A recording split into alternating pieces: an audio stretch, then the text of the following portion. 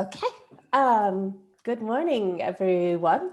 However early in the morning it might be for you, or late in the morning. My name is Sharon Tomer. I'm an assistant professor in the School of Architecture and Design at Virginia Tech. So I'm speaking to you from Blacksburg, Virginia, where it is still very early in the morning. And this is the co-session where we're going to be talking about and sort of in lots of different iterations. I will go ahead and give up my insider position to this. I worked for Katie McCammett and Charles Durrett for 5 years. So I have lots of thoughts about co-housing as a type of dwelling and a system. So I'm very, very excited for this panel, but that was actually quite a long time ago that I worked for them. So the way that one of the things, let's say that I'm very excited about this panel and that I hope we'll get a chance to talk about is in all its different iterations and meanings, but also that this panel I think is somewhat special in that most of the people on here are a combination of practitioners and academics. And there's seeing your papers, there's a historical perspectives, but there's also quite a bit of design perspective. And so I'm very excited for that discussion also. So the way that this panel will work, as all the panels have in this conference, is that I'm going to play the pre-recorded videos of the presentations. And after each presentation, we'll have some time to talk about each paper individually so that we can ask questions, kind of really unpack everything. And then at the end, we'll discuss all the papers together, which I think will be very fruitful to discuss all these different iterations of that we have here today. I encourage everyone to please post questions and comments in the chat, and I will be moderating those, as well as, of course, just jump in and ask questions during the discussion periods. So our first paper today is called Co-Dwelling. It is presented by David Tapias and Michael Andersen. David Tapias, PhD, is an associate professor at Aarhus School of Architecture and an architect. He has been a visiting fellow at the Frank Lloyd Wright School of Architecture and a lecturer at the University of Sydney. He is the founder and director, and I will not pronounce this correctly, of Pluk, an architecture-based, a research-based architecture practice. Michael Andersen is an associate professor also at Aarhus School of Architecture and an architect with a Master's of Architecture degree from Columbia University and a PhD from the Royal Danish Academy. He has been the head of division at Chalmers University of Technology. He's been a visiting scholar at the University of Pennsylvania and a curator at the Louisiana Museum of Modern Art in Denmark. So please join me in welcoming them. I've tested this many times, so hopefully it works just great as I share the video, but I am going to keep open the chat so you can all scream at me if it is not working correctly.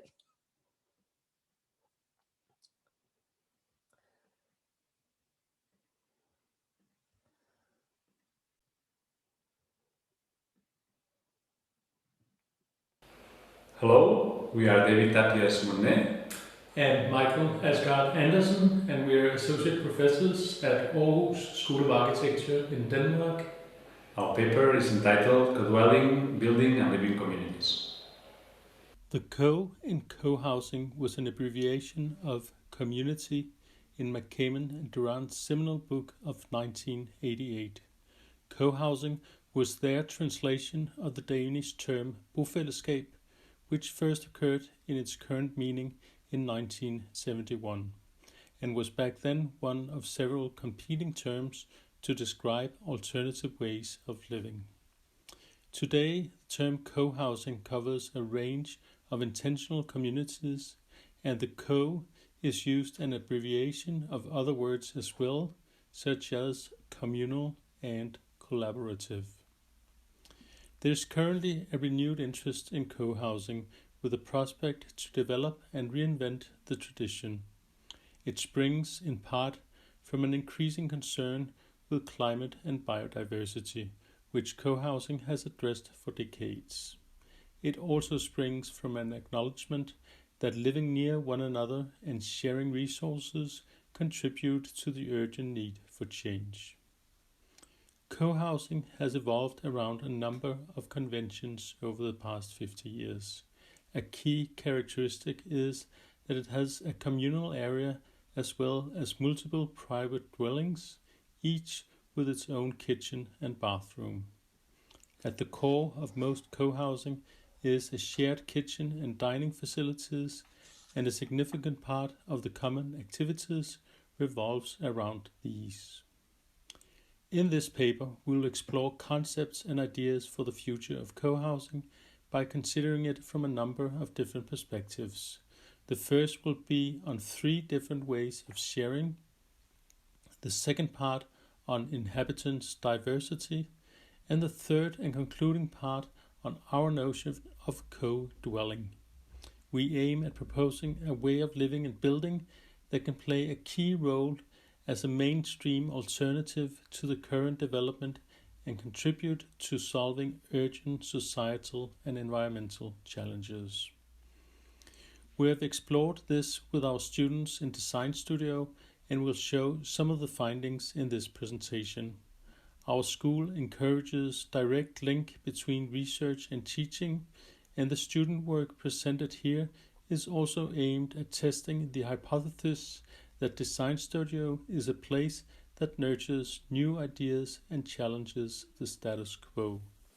The defining quality of co-housing is the explicit will of their inhabitants to share life and resources, which include sharing space, time, and staff.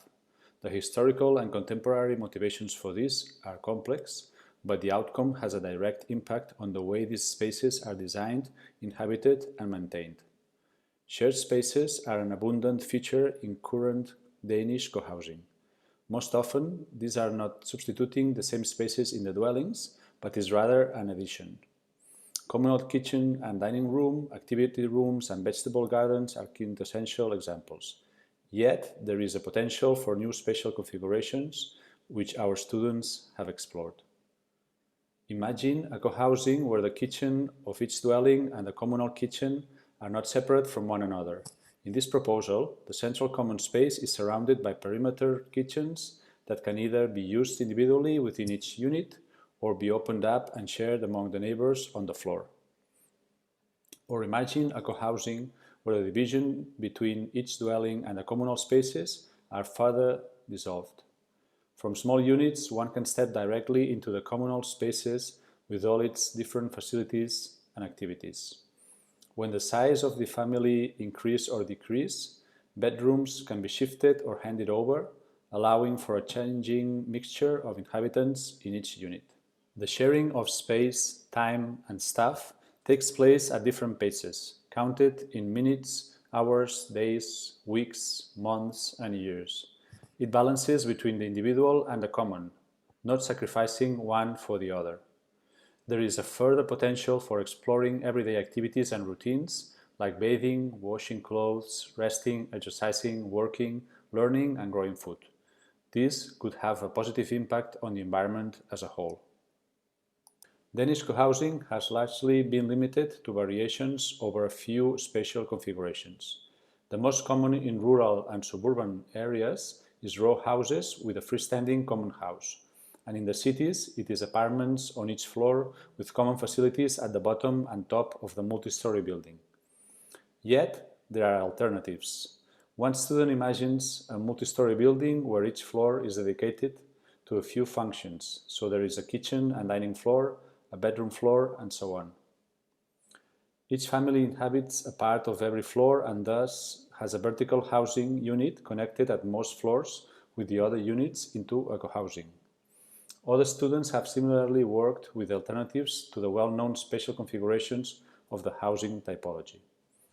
While co-housing is considered mainstream in Denmark today, it was initially a counter-movement to the materialism and consumerism deeply rooted and taken for granted in our culture. There is still a need to think and act in continuation of its origins. It seems that it is not enough to establish a sharing economy based on access. which can easily be taken over by vertical power structures such as state or global corporations. Rather, it could be lateral cultures that acknowledge our responsibility to take care of resources and each other. The ultimate sharing in housing and society is not centered around private property, but on intimate caring and stewardship of the commons. While co-housing in the 1970s was often thought of as a home for an extended family, it usually ended up consisting of families rather similar to one another. The diversity and inclusiveness that used to be the point of departure for many communities was rarely realized. Today, the tendency to join with like-minded is even more apparent. This can be groups based on shared interest, similar income, or same age interval. One alternative to this tendency could be to explore the opportunities of merging a public program, in this case a library, into the housing project. The library becomes a public and shared space at once, where opportunities for chance encounters, unexpected interactions, and conversations will arise. In this case, bookshelves work as physical interfaces of exchange between the residents and other users. The core family of father, mother, and children is just one of many types. Other types could be the result of divorced families where children shift between living with their parents.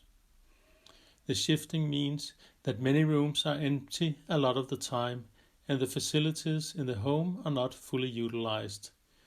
This project explores how rethinking co-housing could not only offer the family a broader social network, but also utilize the spaces and facilities in a more sustainable manner, so some common spaces can become temporarily more private for hours, days, or even years.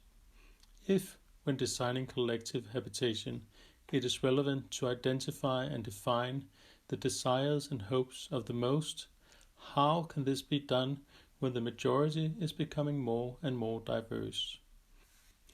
If this is done by simply using statistical data provided by official institution and digital means, won't we have obsolete buildings at the day of completion because the trend has already passed?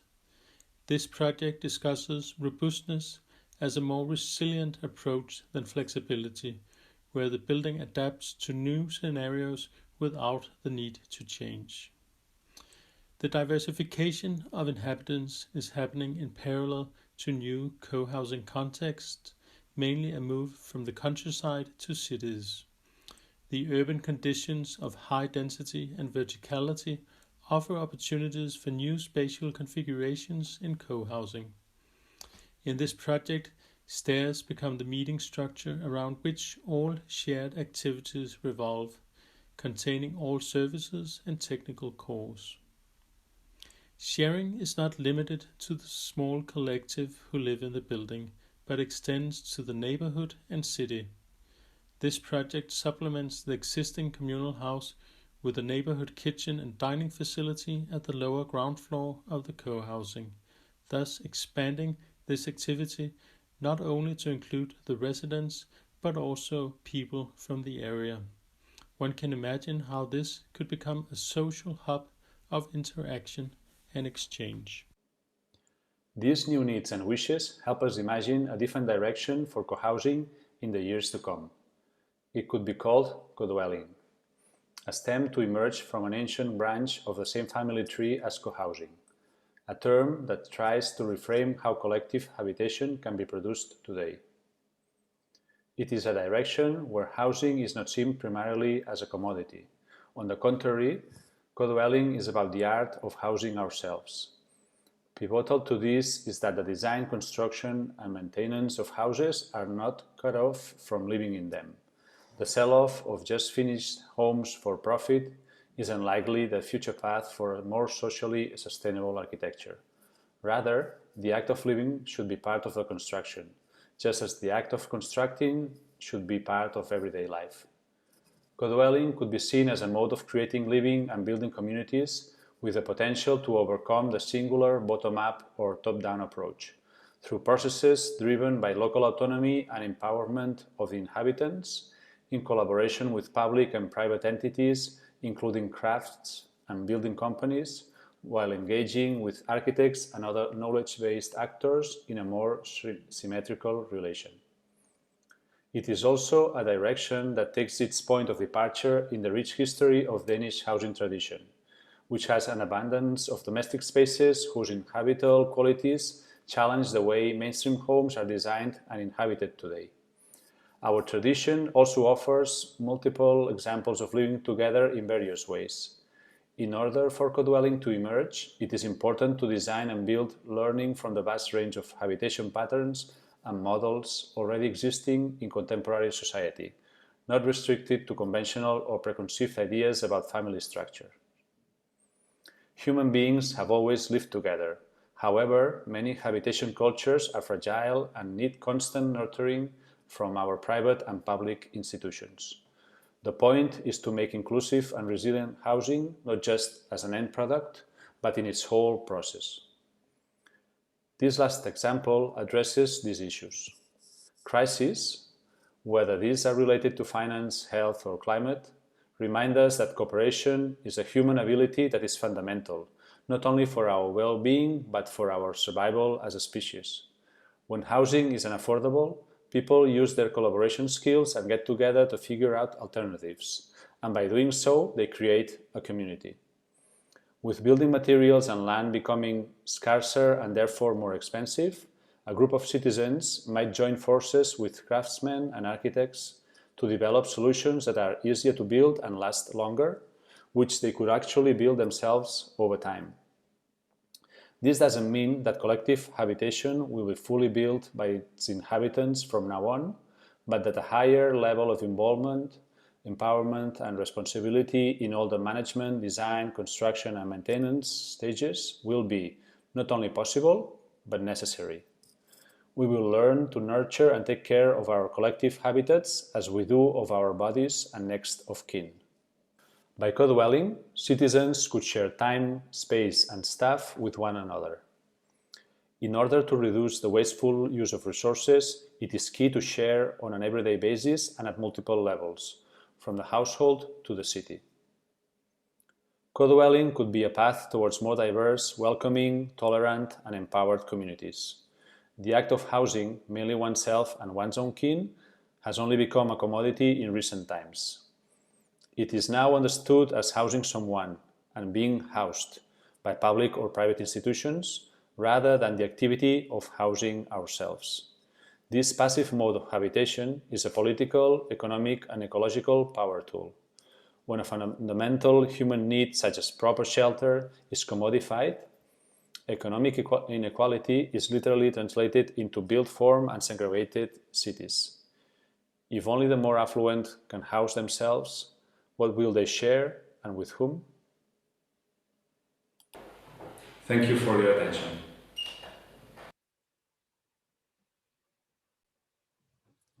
Great, thank you for that. So do we have any questions that anyone would like to start off with? I'm guessing that there would be a few since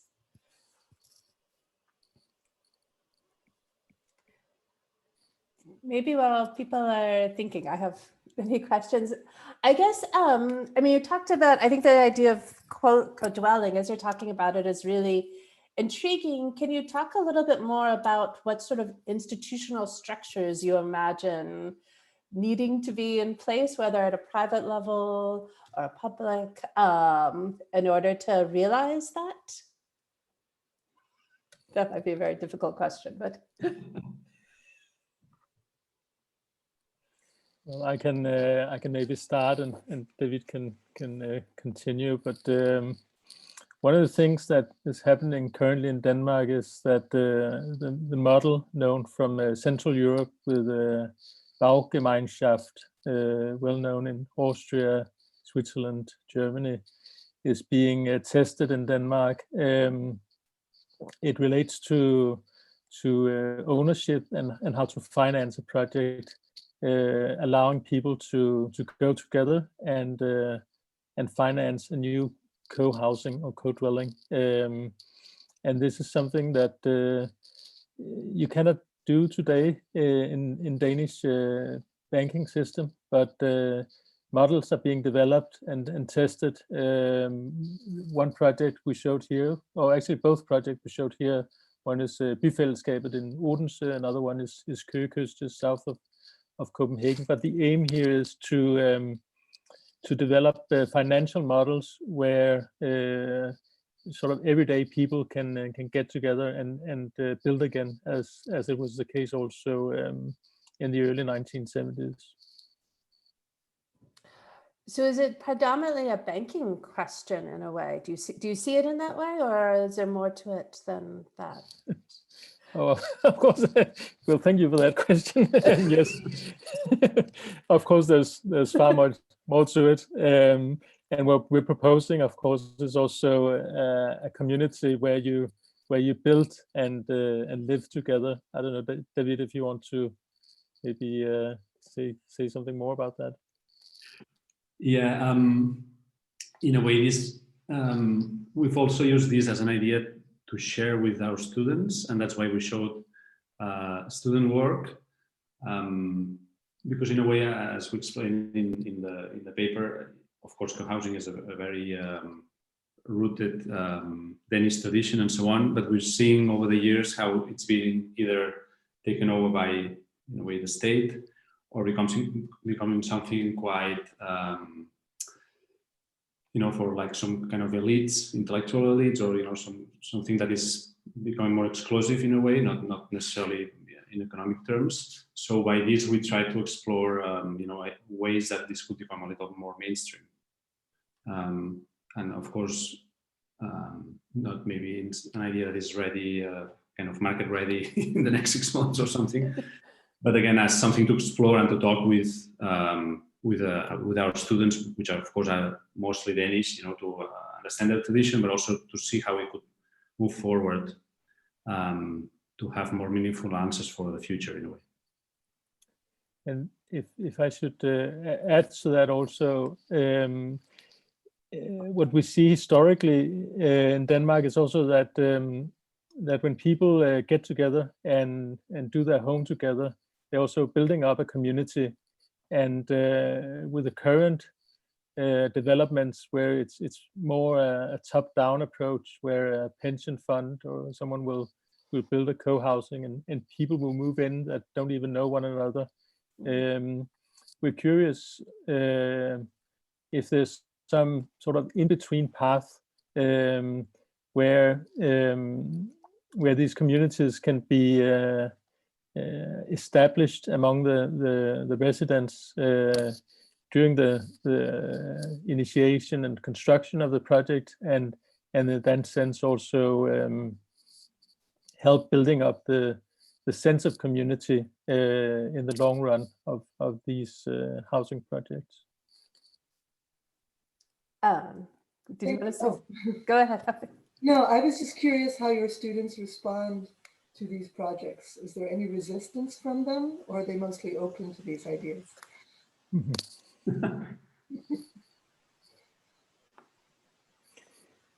Or they don't tell you, I guess.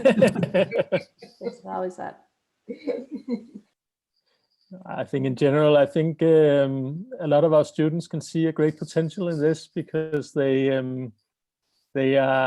curious about how to build in a more sustainable fashion, and they are, of course, there's a lot on technical issues about how to build more sustainable, but for our students, it's also a way to approach this problem in a more social manner, and to explore how can the inhabitants interact with one another. How can we address some of the key issues, some of the key problems of Danish and Western society today, of for example, loneliness, where co-housing has really a strong history in creating communities, and in that sense to make people interact more with one another, and thereby making them less lonely. So I think the students see it as one way of future housing, but it's a difficult task for them, I would say. I'm going to ask a couple of questions from the chat. I think we might be chatting for a while here. Yael asked the first question, and she says, thank you for your talk. And she says, thinking about the agency involved in the co-iterations, can you reflect on John Turner's etymology of housing as a noun and as a verb?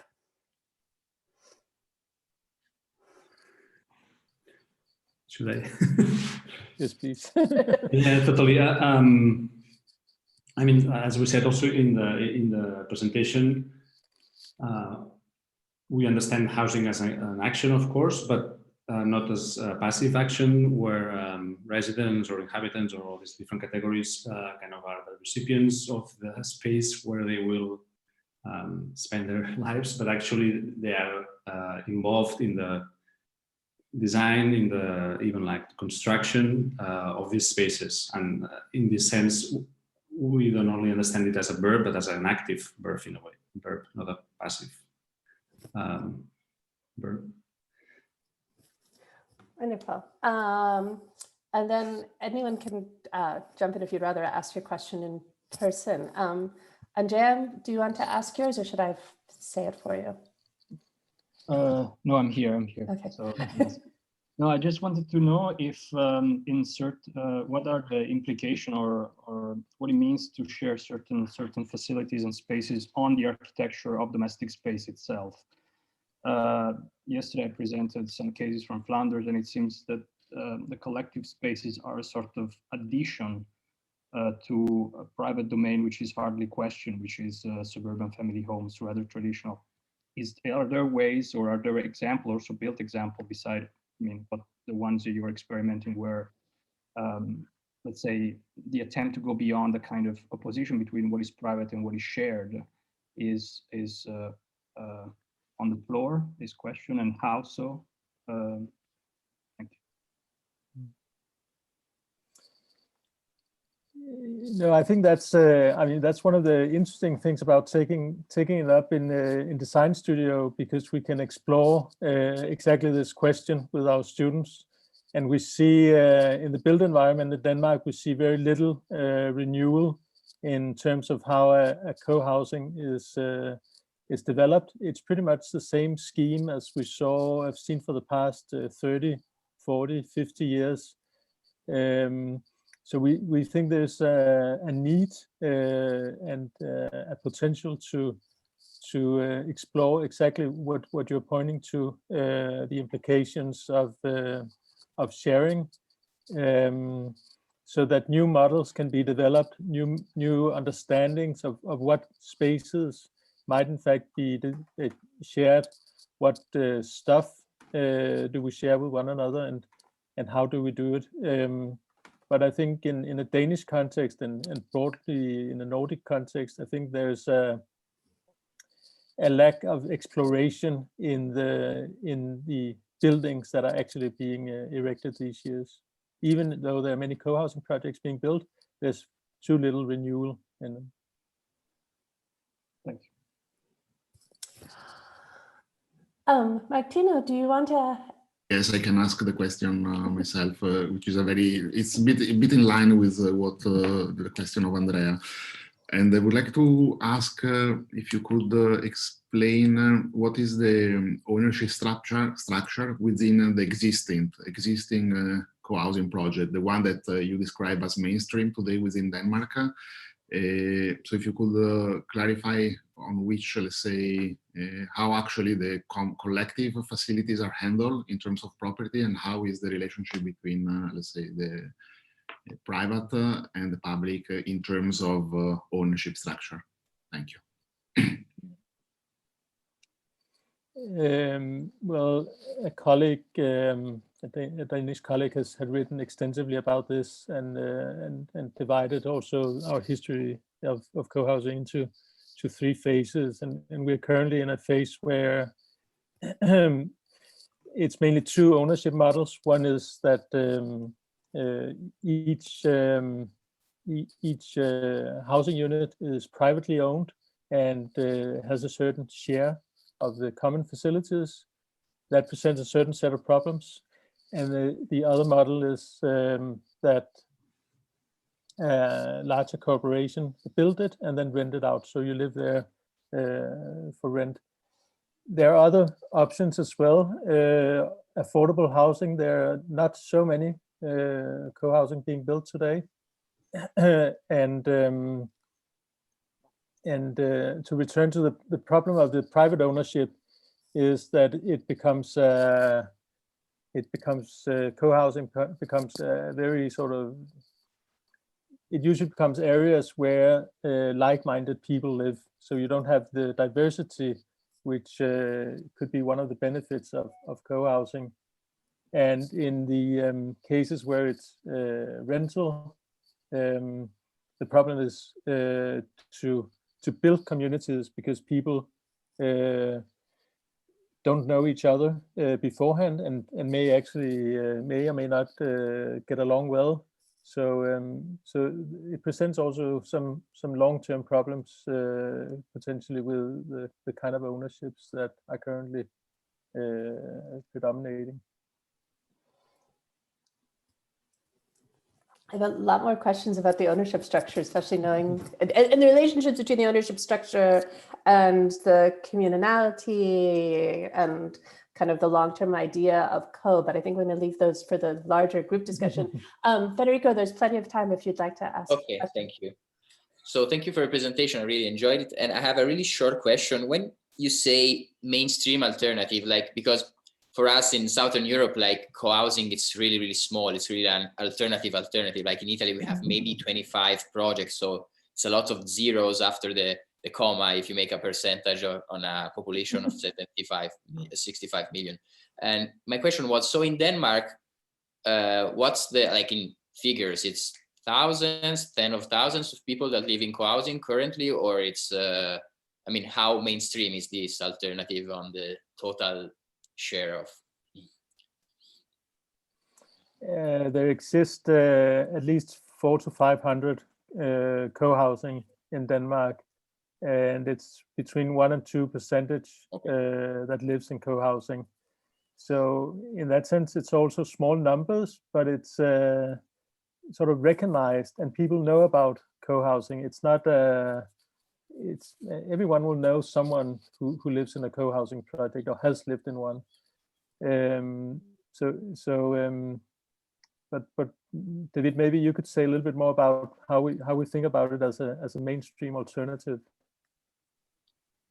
Yeah, the thing is that we're in a very interesting time where, on one hand, co-housing is becoming increasingly popular as almost as a brand in a way, and then we're seeing these private developers, trying to develop it in this top-down approach that we explained before.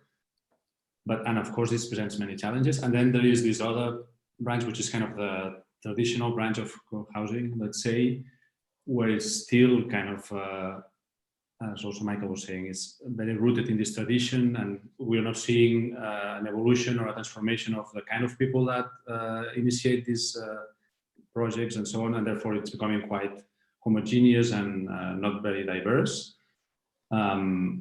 So that's in a way where we're trying to say this kind of mainstream thing. You know, could there be this alternative branch, which in a way gathers this tradition but brings it to what we understand is necessary for the future in terms of diversity and in terms of what we share and so on. So, you know, it's a kind of a pivotal moment where it either stays in this 1 or 2%, you know, as we move on, or it becomes something a little more mainstream, but maybe losing the real values of co-housing, which is this more top-down approach. So that's why we're thinking about this other branch, this third branch. Thank you. Great. I think that what I'll do is move us on now to the next paper. And is that I know I I have a lot more questions, but they actually probably relate to all the papers together. And the paper that was supposed to be next on the program is unfortunately our participants who are not here with us yet. Hopefully it's yet. So I'm going to jump forward and Martino, present your paper next, if that's all right. And since you're here. So our next paper that is going to be co-housing. It's great, all the different co-terms that we have presented by Martino Tattara. Martino is a practicing architect and has been an assistant professor of architectural design at KU Leuven Faculty of Architecture since 2016.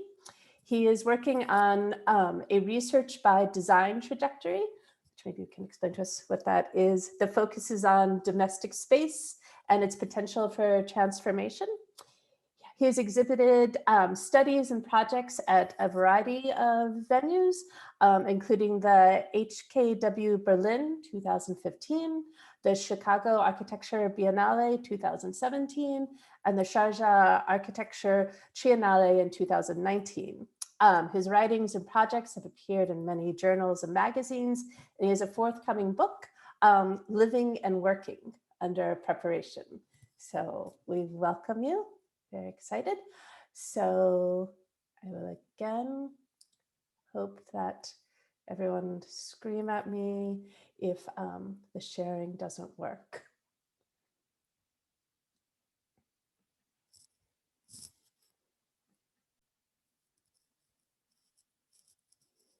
All right, 1 second.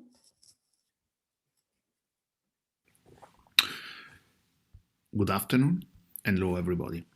Co-housing is today one of the most familiar terms within the landscape of alternative form of housing, a term that acquires a variety of meaning in relation to location, housing tradition, financing mechanism, and ownership structures. The use of the prefix co, which is also the title of this session, refers to a range of concepts such as communal, collaborative, collective, and cooperative, connoted the term housing in quite a diverse and divergent ways. Communally indicate those projects aiming at togetherness, collaborative those based on the collaboration between inhabitants, collective those where the collective organization of services is particularly relevant, and cooperative those housing schemes based on a cooperative ownership structure. In broader terms, co-housing today simply indicate a group of private homes clustered around a shared space, such as a common house, which may include a large garden or kitchen and dining areas, or a series of services such as a laundry or recreational spaces. The history of co-housing has been already told, and it has generally been linked to the ideas of Charles Fourier first, and later to the work of few progressive and enlightened intellectuals and entrepreneurs. And then a clear example of that is the work that Sven Markelius developed in Sweden together with sociologists Alva and Gunnar Myrdal. And this work, in a way, understood the central role of housing in challenging the burdens of family living, the patriarchal nature of the household, the impact of domestic labor, and the idea of the house as private property. While in the majority of countries where forms of co-housing were developed, these were and remain marginal alternative, in this presentation I would like to focus on one country, Soviet Russia, where the idea of the communal house was not simply linked to few progressive and enlightened intellectuals, but on the contrary embraced by both architects or a group of architects and authorities, and recognized as a central component of a larger attempt of the socialist reform of both economy and society.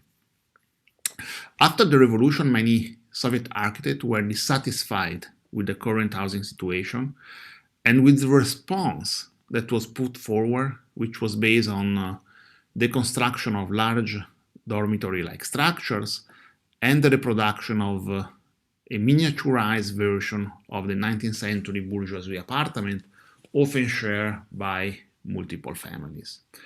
Many architects, therefore, soon started reconsidering the crucial role of housing, on the one hand by focusing on the design of the living cell, on the other on the ways in which these could be grouped together, paving the way for a new way of dwelling identified with the term communal house, or in Russia, dom comuna, a term which soon became pretty central to the local architectural debate. And what I believe is significant to underline is how this idea became part of a larger program of wider socioeconomic reform of the state, how this specific type was recognized as instrumental for worker and societal emancipation more in general, and ultimately how the debate around communal house would soon create, within a short period of time, both alliances but also breaches among the leading architects of the Soviet avant-garde. And to briefly reconstruct this debate, I suggest focusing on three moments by focusing primarily on the text and some of the drawings that appear in the magazine Contemporary Architecture, which was a magazine published between 1926 and 1930 by the member of the OSA group. And these moments are the initial phase of the years 1926 and 1927, which corresponded with the diagnosis of the housing problem and the first idea of what at the time was not yet called communal house could have been. The central phase of year 1928, when many of the members of the group work within some of the state research center working on the topic of dwelling, and who primarily focus on the problem of typology and of the optimization of the living unit. And the third and last phase, when some of the protagonists of the debate start to be critical of the communal house and its super collective dimension. In a couple of editorials published between 1926 and 1927, the agenda of the housing research undertaken by the group in the following year is put forward. And this concern, on the one hand, the need to move beyond pre-revolutionary housing models, and on the other, by the need to develop dwellings that are capable of embodying the rising collective aspiration of society of those years. And these goals can be achieved through the optimization of the living surfaces, something that was seen as fundamental to financially support, for example, the construction of collective functions inside residential buildings.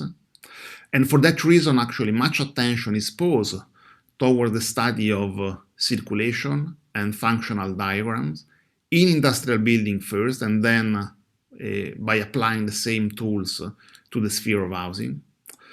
But such goals were also to be achieved through the deployment of new and affordable materials, and through the completion of the process of industrialization of the building industry, which is something that would remain largely an unfulfilled aspiration. In the same pages of, let's say, this first issue of the magazine, Pasternak, who was a member of the group, commented the result of a recent competition organized by the magazine, the goal of which was not to assign prizes, but to produce ideas on the problem of housing. And although the term communal housing is not openly mentioned, the idea of a different type of dwelling comes here to the forefront. Since in fact the 8 projects that are contained and presented through the pages of the magazine describe all, let's say, variations of the possible way in which an individual and the collective dimension can spatially be organized together in different typological and formal arrangement, of which you see a couple of examples here. And it's also clear that by looking at those projects, everyone needed to have an equipe cell where he or she could isolate himself or herself, sleep, or engage in intellectual activity. And these cells could be grouped together in different forms around generally a central space, which in a way would give form to, let's say, a group of rooms forming a dwelling for families, with this larger space performing as a sort of cultural center for the family, as this was called. Between 1928 and 1929, the members of the group of contemporary architecture engaged themselves with some of the state research center, attempting at producing more efficient types, among which the famous F-type that would be later deployed by Ginsburg in the famous Narkomfin building built in Moscow between 1928 and 1932. In the text published in that year, frictions over the extent of collectivization of communal houses started to emerge. In an effort to answer to the demands of the worker for the preservation of the family kitchen, although this request was probably fictional, Ginsburg proposed the construction of one-room apartment with private kitchens that later could be transformed in an additional living space as communal dining would eventually become the norm. Yet in the same issue, Ginsburg writes that the F-type, of which you see an image here, is important for us as a transition to communal housing and for its answer to the social processes of differentiation of the family and stimulating the use of collective facilities. He adds, we consider important the fact that life is a continuous dialectical development and that it is impossible today to forcibly collectivize a house. On the contrary, one must facilitate a transition to a socially higher form of life and certainly not decree it. As recalled by Hugo Hudson, the OSA group sought not monotony of form, but the best arrangement of the various components of housing through rationalization of functions, the improvement of the efficiency coefficient, and there were several pages of calculation in the page of the magazine through which this coefficient is always somehow updated, but also through the redefinition of circulation space, as for example in the proposal for a E-cell, which is a clear embodiment of such attempt. And all these allow for the gradual transition toward the collective use of facilities contained in a communal house. The debate on the communal house took a different direction starting from 1929. On the one hand, the communal house started to be criticized as nothing else than a bourgeoisie house with a socialist appendix made of collective rooms, while a real communal house should be based on the collectivization not only of those reproductive activities such as meal preparation, cleaning and laundry, but also facilities pertaining education and care of children. On the other hand, other architects start abandoning the idea of the communal house, suggesting the rejection of large-scale multi-story buildings in favor of smaller-scale single-story structures made of standardized parts and possibly produced from local material and assembled by the future occupants themselves. This idea of small-scale communal housing is very close to what later would become Ginsburg's proposal for a grand city of 1930, where all traditional urban activities are dispersed in long stretches of rural territory. And instead of large communal buildings, the residential problem was resolved by joining together small, single-floor living cells for one person, forming potentially long residential strips along which collective leisure and educational facilities could have been located. At this point, Ginsburg and other members of the OSA group who were involved in the Socialist Housing Department of the State Planning Committee further developed ideas that were previously put forward by increasing the possibility of free association within the disurbanist model. The minimum cell, the standard unit of residential housing, as it is defined by Ginsburg, became a repetitive, small-scale element, generating new building typologies potentially accommodating different forms of social organization, from mid-large-scale collective house to the individual pot. And these were to be distributed over what they were called disurbanist settlement.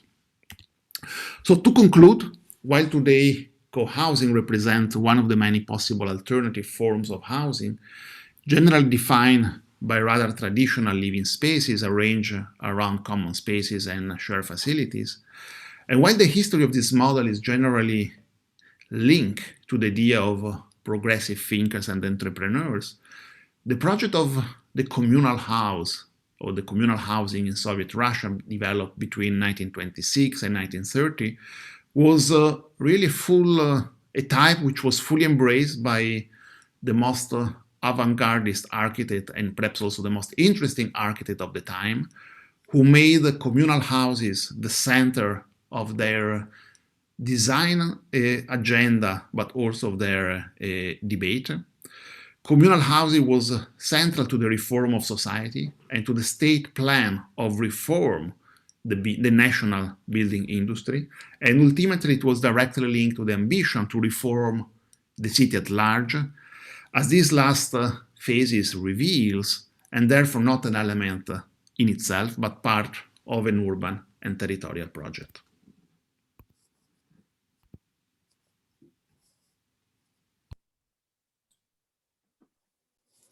Wonderful, thank you.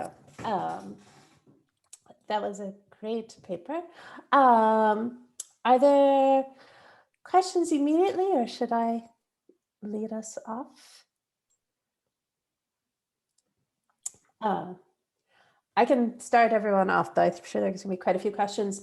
I really enjoy, Martino, this connection that you're drawing between the architectural thinking and exploration and the sort of state project of social reform and reorganization.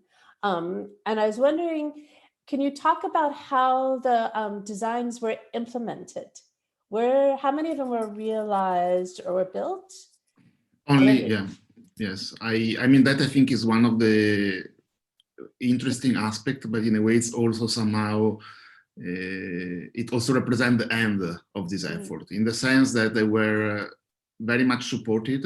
I mean, this phase was incredibly supported by state institutions, and there were several of these committee and planning agencies that somehow, for which actually the member of the OSA work for, and for which develop a lot of studies, and then actually the studies were often, let's say, published in the pages of the magazines, but also somehow represent the end of, in a way, this effort, when in fact,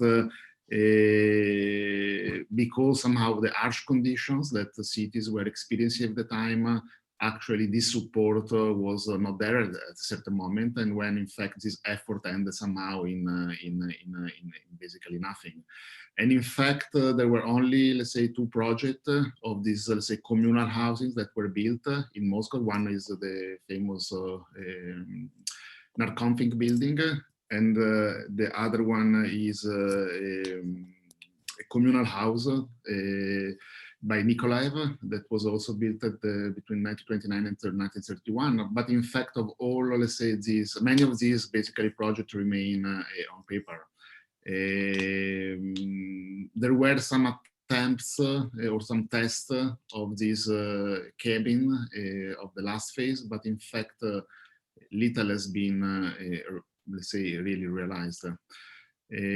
So somehow, let's say, the fortune and the decline of this phase was very much linked to exactly this institutional support that was somehow strong and powerful at the beginning, but very soon actually faded away when, in a way, this also questioning of the model of the Don Communal within the group certainly did not meet anymore the expectations and the demand of state organizations. Very interesting. Yeah, because I was thinking that because one of the things I found really interesting about your paper is, to me, it was in a way a phase of architectural history that I wasn't familiar with, and I thought that was, seemed part of the point of the paper, and so it explains why. But yeah, this giant gap between all of these questions and really rich exploration in the 1920s, early 30s, and then sort of nothing maybe again until almost kind of the 70s, when it was picked up elsewhere. I have a question. Yes. Also, thank you, Martino. You spoke about, in the presentation of the study of coefficients. Yes. And to me, it was somehow interesting because there was an attempt to research on coefficients of spaces, on measure, something which we often take as, in a way, quite normative, very dry, almost technical approach, as a sort of scientific method of looking at the dwelling, but also as a mean towards innovation. I don't know if this is a question or a comment, but today we see at a different scale, also with different forms of production, but I mean, this co-housing seems to be very much linked by more local desires and so on. So to me, it was interesting how, in a way, there was an attempt to scientifically develop a method to understand and to describe the living, let's say, the gradient of living collectively, using normatives, using dimensions, studying dimensions, also with very specific diagrams. And that was really at the center of the attempt to develop a collective way of living. Yeah, absolutely. I think these, I think there are different, let's say, take about these, let's say, issue of the coefficients. First of all, there was a general attempt that I think in a way crossed the entire, let's say, period to, let's say, think or to devise the minimum habitable individual living space for a person. I mean, there is a sort of progressive attempt to always reduce, to come to a smaller, until in a way they understood that this didn't work. From the 9 square meter to the 6 square meter to the 4 square meter, I think in one of the latest cases.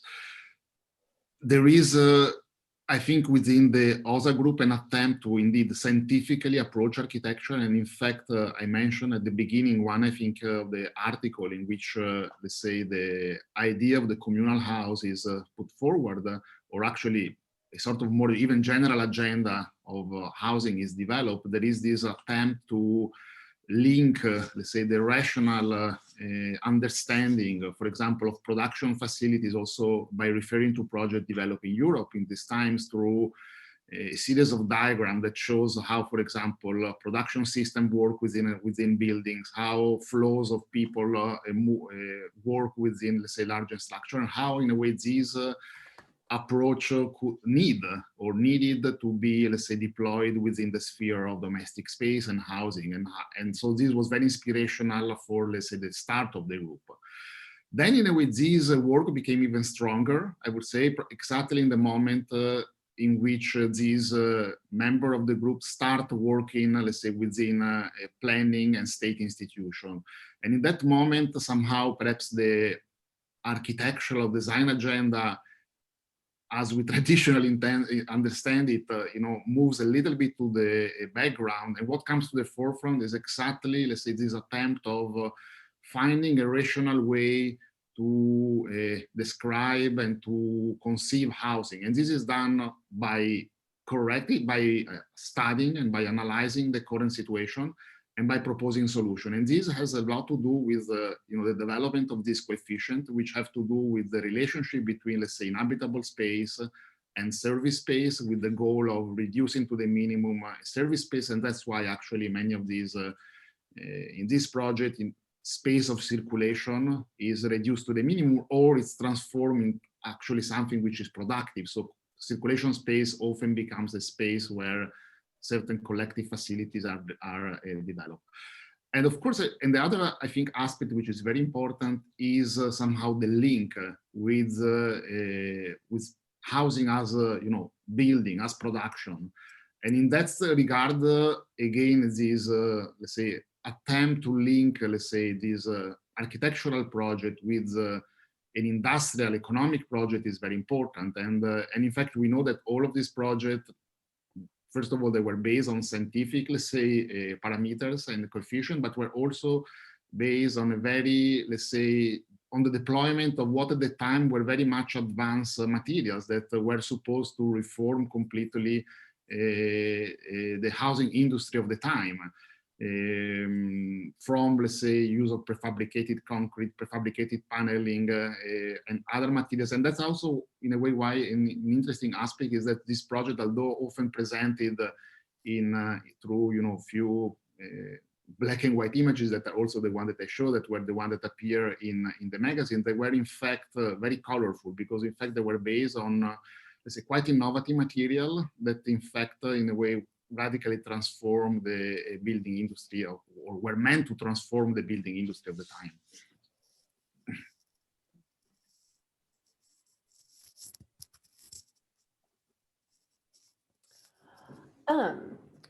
I'm wondering also, I think one of the things that struck me is that your paper is getting at quite a few of the questions that we were raising as we were formulating the conference, and this idea of terms. And one of them was the way you've sort of unpacked this relationship between unit and cell.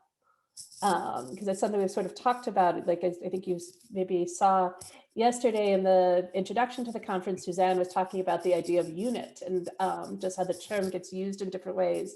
And I wonder if you could talk about that relationship. Yes, I think, well, I'm not, let's say, now 100% sure that this, what I'm saying is, let's say, back up from the text that I went through. But to me, somehow, this shift between unit and cell, in this specific case, needs to be put in line with the shift between, let's say, the first, let's say, models, which in fact were somehow not maybe similar to what we have heard before. So very form of, let's say, traditional family unit apartment, supported by shared space or communal spaces, which were often, let's say, as I was saying before, let's say, enlarged circulation spaces where collective activities were meant to be.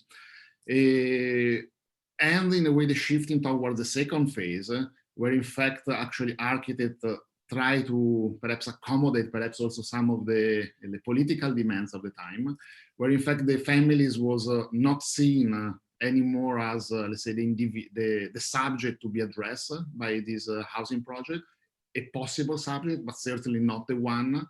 And therefore, actually, the subject that have to be addressed is the inhabitant of the cell, is an individual persons, and cells were developed as something that could let's say, be grouped together in different forms, giving, living space or offering living space that could be, lived in by families, but also, let's say, unfold into very different other type of social interaction that, where a group of people, group of adults, where children would be, live in a separate compound of the building, where there would be a separation between men and women. So there were, let's say, this, I think, attempt to shift between, at the beginning, or really to give form to a transition between, in a way, something which is slightly more traditional, but which incorporate already some of this idea of actually how to, social idea of living together, into something which was, let's say, slightly perhaps more radical, where it's not more about the family, but it becomes about the individual. And then the individual is somehow accommodated into cells, and these cells were somehow free to be, as I say, grouped together in different forms. Fascinating. Michael, would you like to ask your question? Yeah, if there's time for it, it can also be a course. common question at the end. Plenty of time. Well, my question relates to this notion of sharing, and because it's something also that David and I have discussed and touched upon in our paper. Of course, my question to you, Martino, or maybe it's more common. One thing is that there needs to be a reason why you want to share things. For example, if you sell, or if you have a house and it becomes a cell and just becomes smaller and smaller, there needs to be a reason for it. Either you save some money that you can spend on something else, communal facilities, or worst case, of course, you save some money that becomes the profit of others. So that's one part of this sharing. Another part which relates to a tendency in Denmark today is the idea of the larger, let's say, the role that you play also in terms of food production, where you're part of where you grow your own food and maybe you sell some of your food and you get rid of your waste in a proper manner. And in that sense, people see themselves as a self, that they support themselves in a way, and they do good also for the environment. And this is another way, of course, of sharing, and a sense of that there is a reason for doing it. I'm wondering what are your thoughts on that in terms of the events in the late 1920s in Russia? I think that's a good point. I think at that time the main I think there were several issue that triggered somehow this exploration of this notion of the co-house, of the communal house, which was based on share. On the one hand, there was we touched upon before, let's say, an idea of finding something that was economically, let's say, more viable. So a sort of economization of living space, and try to find ways in which, in a way, we could, a solution to the housing problem of the times could be found. So I would say that there was certainly not something that was, motivated by an idea of sharing, because there was a sort of willingness to that. Of course, there was the Bolshevik revolution. It impose an idea of devising form through which a socialist society could be devised, and therefore I think that somehow this idea of communal house somehow tackled that issue. But I think that if we go a little bit more specific into, let's say, the aspect, what comes out from, let's say, the texts that were published in those years was that, in a way, idea of sharing and sharing resources was somehow seen as a way to liberate the worker from, let's say, domestic chores, and to allow them to live a life that was not, let's say, about production outside the home and production in terms of domestic labor inside the home. So there was an emancipatory, let's say, agenda, which was seen as, again, the gradual transition from a form of housing where people, would have to, provide themselves for certain activities, like cooking, like taking care of children, into a sort of model where people would come back from the factory or the work and would have, let's say, free time to take care of their own children and to, let's say, engage themselves into cultural and social activities. So there was this, I think, idea that, in a way, through sharing, in a way, sharing, let's say, domestic chores, it was possible to somehow emancipate life of workers. So I think that was somehow seen as really, let's say, the trigger and the reason that would, improve, I would say, the living condition within this model of housing. Thank you. Thanks. Federico, would you like to? Yes, I have a short question, Martino.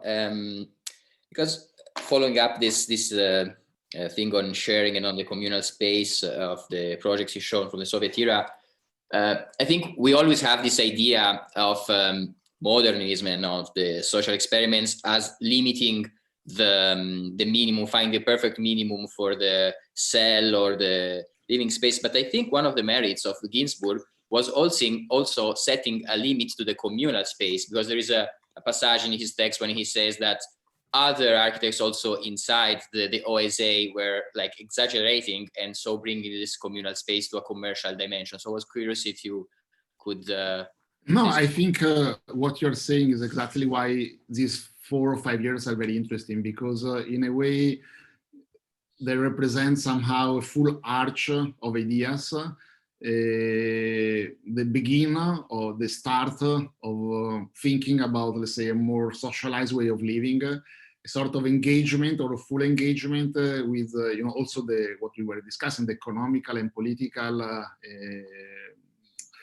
pushes that were coming actually to the group, and then towards the end, this criticism of that, and the criticism also of the work that was developed together, and an attempt to come up with something that you know, would be more respondent to, and would not be somehow a literal translation of and extremization, as you say, for example, of the space available for individuals. So I think it's very interesting because you really see within 4 or 5 years, architect, and of course, Ginsburg is the main protagonist of this period, in a way, really, let's say, being able to criticize the work that was developed a few years before, criticize his own the members of the group, and in fact you really see that the magazine becomes also a battlefield where, especially towards the last year, where, you know, different positions are presented and discussed, even in, I would say, somehow even in harsh terms or with rhetorical tricks, like fake lectures that, you know, present criticism of the project and then which are embraced by, you know, in the following article. So there are all these, let's say, nice episodes that takes place.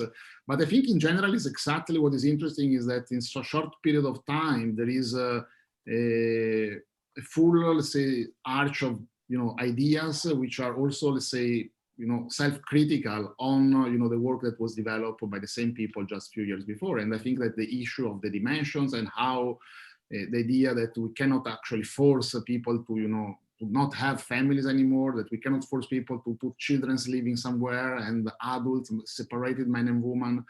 And that's somehow is really what, you know, get represented into the last phase. That is what I touch upon in the last, let's say, slide of the presentation. Wonderful. I think we should probably move to the next paper. We luckily have the rest of our panel here. So I'm going to, sorry, 1 second. Introduce the third paper now. And I do want to say, everyone, the conversation is wonderful. So please keep all the thoughts, and we will have one big conversation of all 4 papers together at the end. So our next paper now is community base is the term. It's presented by Rodrigo Tapia, Fernanda Gómez, and Andrea Urbina. Rodrigo Tapia is an architect with a master's in urban development from, this I'm going to murder, Pontificia Universidad Católica de Chile. Is an architect for an NGO specialized in urban poverty issues and a consultant for the FOSIS Social Investment Solidarity Fund. He's the coordinator of the Interdisciplinary Academic Certificate for Collaborative Projects in Vulnerable Contexts and the director of the 9x18 Laboratory at the UC, which we'll be hearing more about the 9x18 Laboratory. Fernanda Gómez is an architect with a master's in architecture from the same university. I will not try again. She is a member also of the 9x18 Laboratory, an instructor professor of the second year City and Landscape Workshop at the UC School of Architecture, and a member of the Corporación Ciudades. She worked in the municipality of Puerto Octe and was a part of the Plan Octe's Corporation's founding group. And Andrea Urbina is an architect with a master's in urban project. She's a researcher at the 9x18 Laboratory, an instructor professor at the UC School of Architecture in the course City and Landscape 4, Contemporary Urban Phenomena. And she has worked in the urban planning unit at the municipality of Providencia and currently works in the municipality of Renca. So I'm going to now share their presentation. Hopefully it continues to go as smoothly as it has all the other times. And then we'll have discussion of it afterwards. Actually, sorry, 1 sec. This will take me 1 second.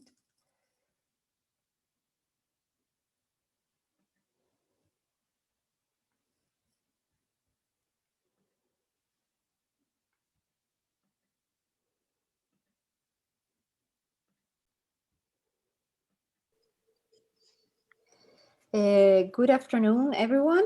We are Rodrigo Tapia. Hi.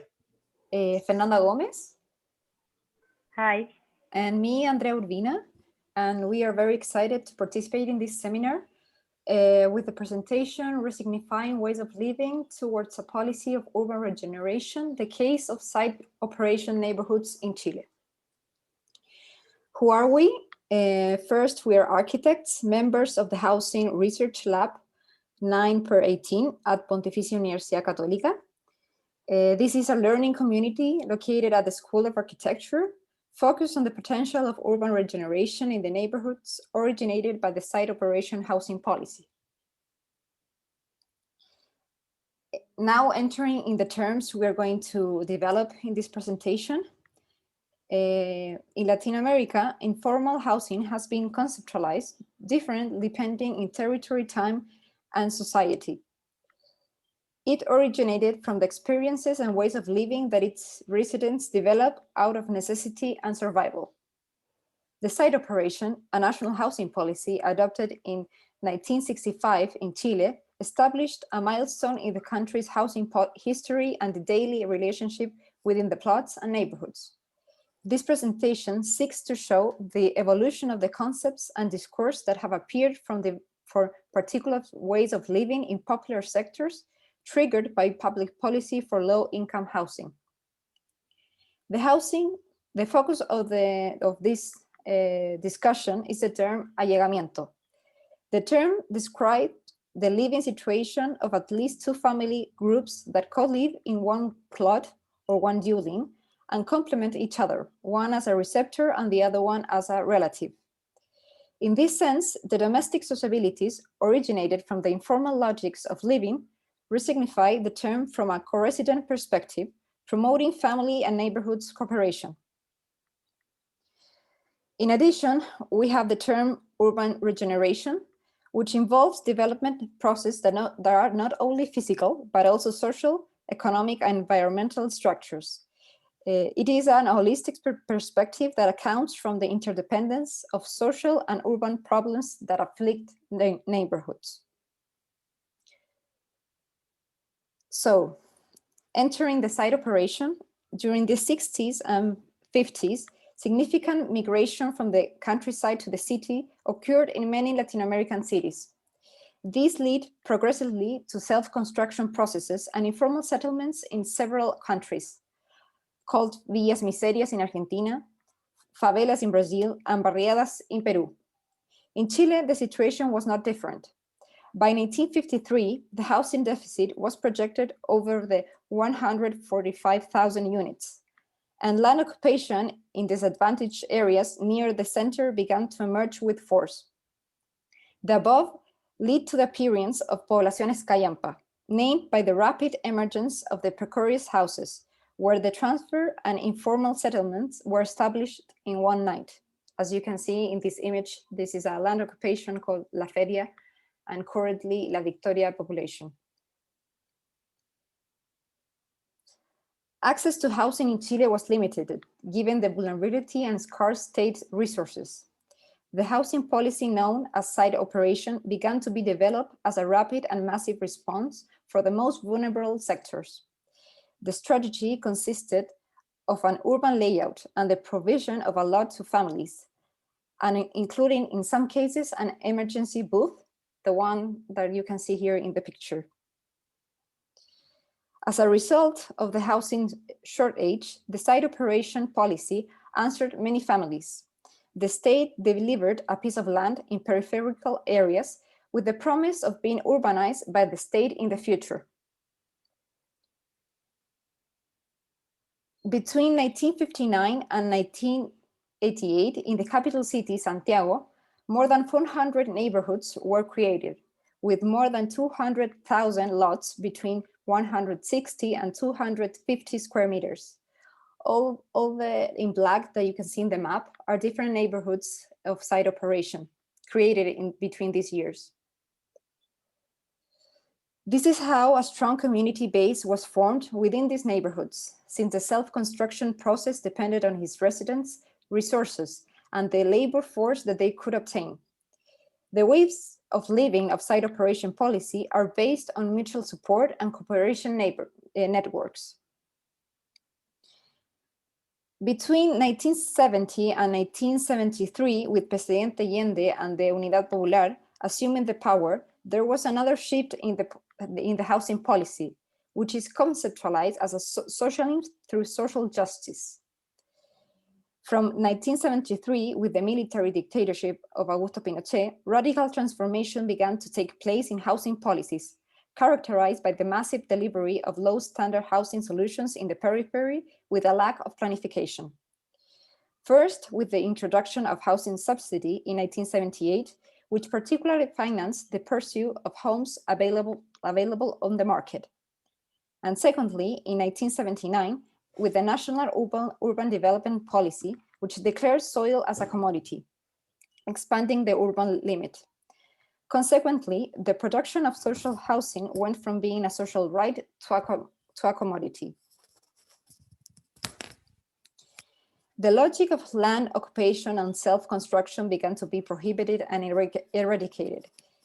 Being the main solution to housing problems, the self-regulation of the market through a subsidiary role by the state. The market was given the role of locating, managing, and developing housing projects. So most of the solutions were done in the city periphery where the land was cheaper. In this way, housing production was massed, making it profitable. With democracy back in 1990, the housing deficit rose to many households. The housing policy were focalized in massive construction programs, legitimizing the neoliberal economic model and perpetuating the subsidiary system with the private sector participation in the housing construction. As you can see in the image, the white circles represent the eradicated population and the black circles correspond to the areas that received settlers, as you can see in the periphery. Informal settlements have been filling the interstices of the inner city and the consolidated urban areas. However, eradicating these areas and the prohibition of land leases trigger many families to co-live with their parents and grandparents. The cohabitation of households is a phenomenon largely registered in Chile, defined by the colloquial and the academic language as allegamiento. This concept refers to a particular way of living, of family living. One plot or one dwelling can live at least two family groups that complement each other, one as a receptor and the other one as a relative.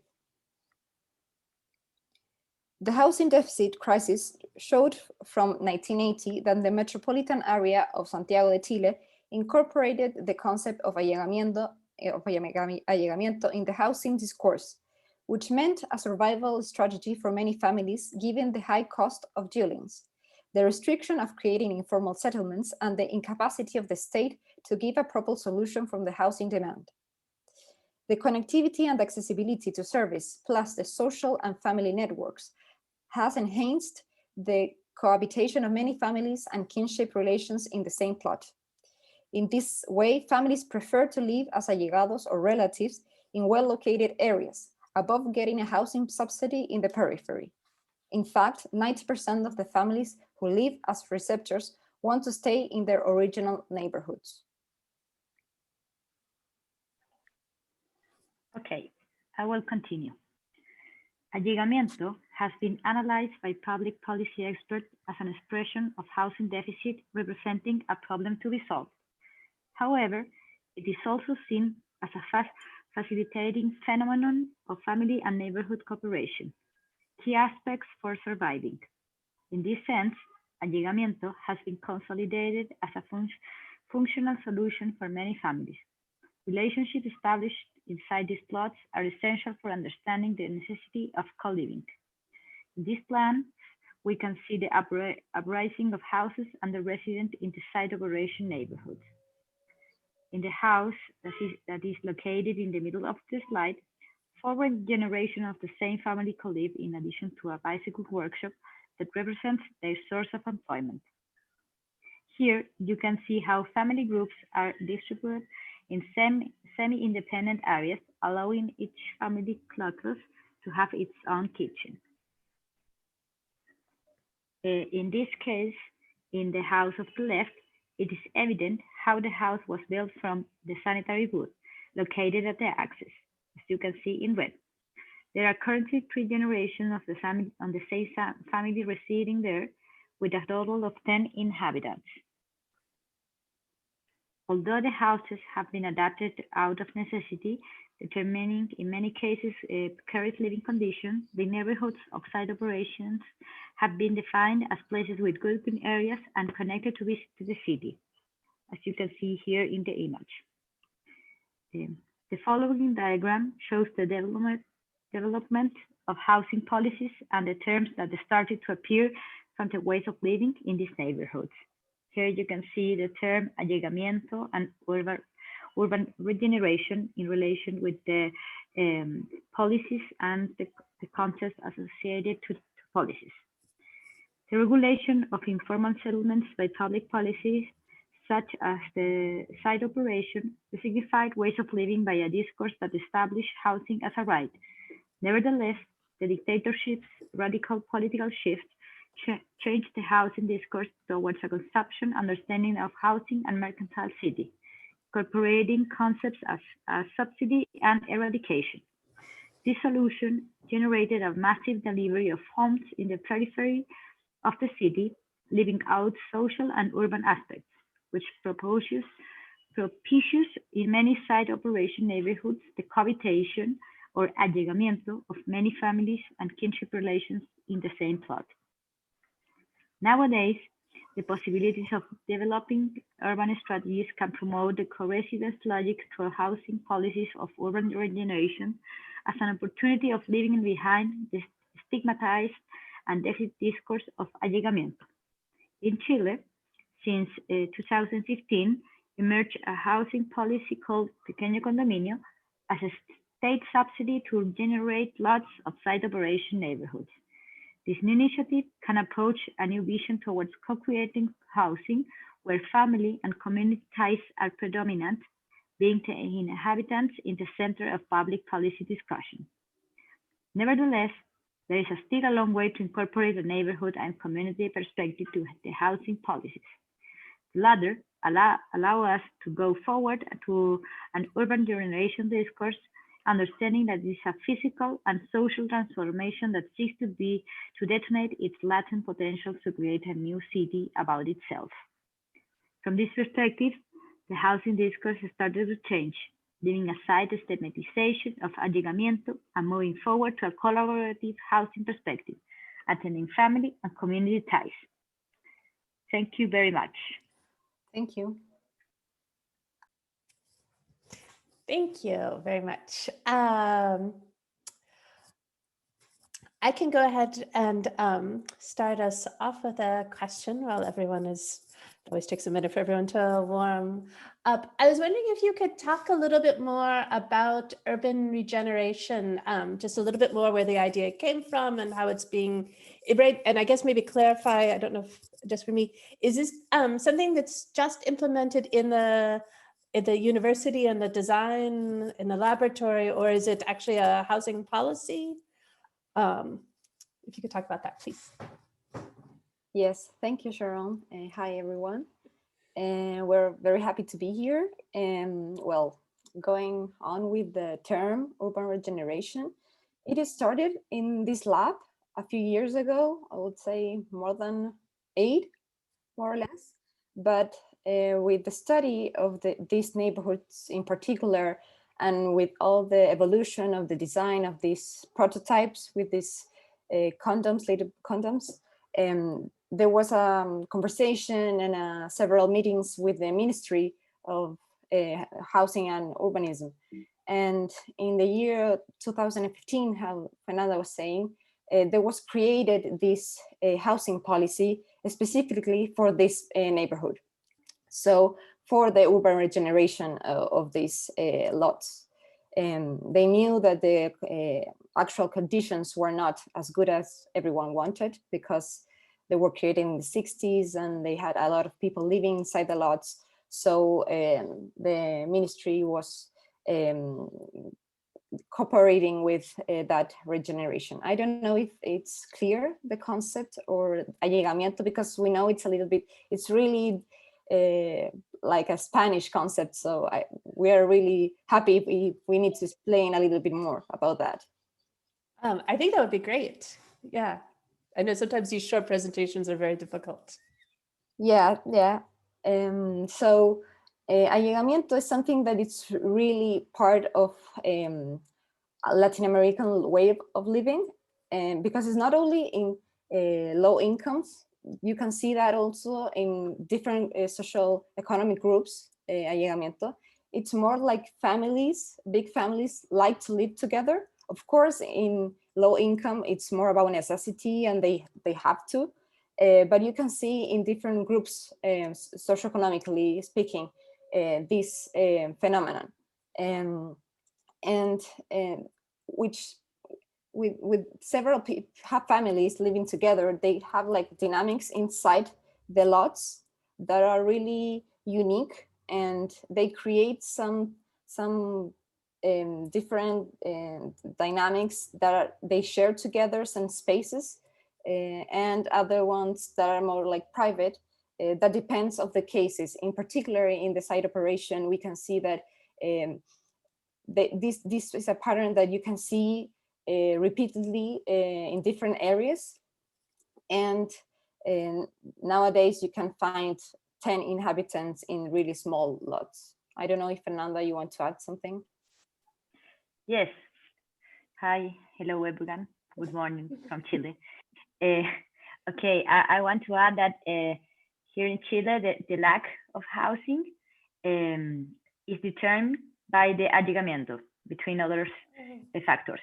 So here in Chile, we think as the political that allegamiento is like a bad thing that we have to repair for the families.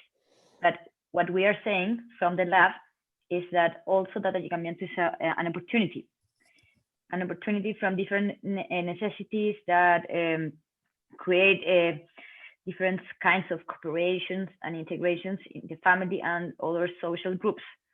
So it's also the change that we want to create. Like before the dictatorship, well, there was not allegamiento like nowadays, but there wasn't understand that like this. So it's also very, very political, this term. And about urban regeneration, I just wanted to add that nowadays we have, like, just in Santiago, I think 4 of these little buildings of these pequeños condominios already built. So it started. Rodrigo Tapia, who is not here, but he has been promoted this shift since he was a student, his whole career. So a lot of what is happening now is because of him, and we work with him. We're learning already. It's very interesting. I mean, to see the scale shift from the plot and the low rise and the density, and then to see on the same plot, a building of a very different scale. Can you explain a little bit more where the funding comes from? I mean, I think one of the things that we're starting to see as a thread through this session is what are the institutions that enable sharing and communal living in these very different contexts. And so I'm very curious what enables it here in Chile. Yeah, for this subsidy for building these little buildings, you have like the owners have to put the plot, they have to put it. And then the state with this subsidy, they hire like a small company that builds this little building, but the family has to put the plot to share it with the other families within the lot. So the finance is like the financial, it's like with the state, because they work together, but also the family has to put the lot. And does it tend to be a lot that the family already had?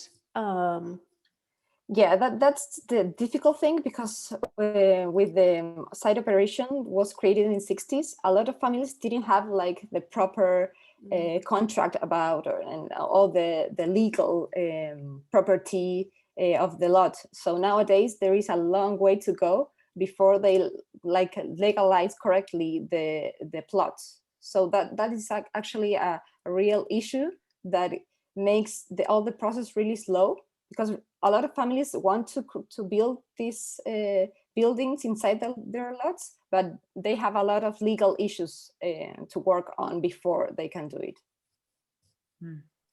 And we are also promoting now to build these pequeños condominios, or small building, small condo for rent. That it's something very, very new. We're starting to talk about it, but here in Chile and in Latin America, we don't have the tenants to rent the public houses. In Chile, we rent houses, the state from Andrea, and I don't know, 5 years. It's not common, but we think that it's also a great opportunity to rent, and not only family, but it's changing. It's moving and it's creating in this moment. Very interesting. I could keep asking questions, but I don't want to hog the the time. Are there other questions? I would like to ask about these small condominiums, about the architecture. If there are some, I don't know, trends or let's say observation that you can make about the design of this or the merging of this typology that reflect actually this process. I don't know if whether there are some regulations or whether in a way there are some, let's say, I don't know, tendencies that are emerging thanks to actually this, let's say, setup that you have been describing. Thanks. Thank you, Martina. That's a really interesting question, because actually we made a prototype with a specific design for this little condominium. And we have a lot of issues regarding the norms and the legal design that the state demands, because it's still a social housing. So we have to keep in mind all the regulations that they have. So it's a little bit not flexible at all. So it's a standard prototype of house. It has 55 square meters. So we cannot change that a lot. We really want to, because we think these families have specific ways of living that must change a little bit in the design. And that's not still possible. And there are 7 small buildings nowadays ready, and families are living there. But they have these designs that they came from the ministry. They're really regulated. So we are still trying to push a little bit that, because we still think it could be a little bit more flexible and depending on the families. Okay. Michael, would you like to ask your question? Yes, please. In continuation of Martino's question, I'm curious also about the implications of the fact that you have these multi-generational families living there. What does that mean to the spatial organization of the buildings, and also does it mean anything to the quality of these buildings in terms of their how long they can last and how they may change along the way? It's very complicated, actually. They have a lot of problems in the quality of their houses, because they sell by themselves. So they have problems with light, with the air, and also with the spaces. Normally, it's not too good organized. But we have learned a lot also of their way of living. Rodrigo Tapia in the UC school they teach with these lots, and the students, we were students with Andrea, have to draw some cases. You have to go to the houses, meet the family, and draw their house. Exactly how they use.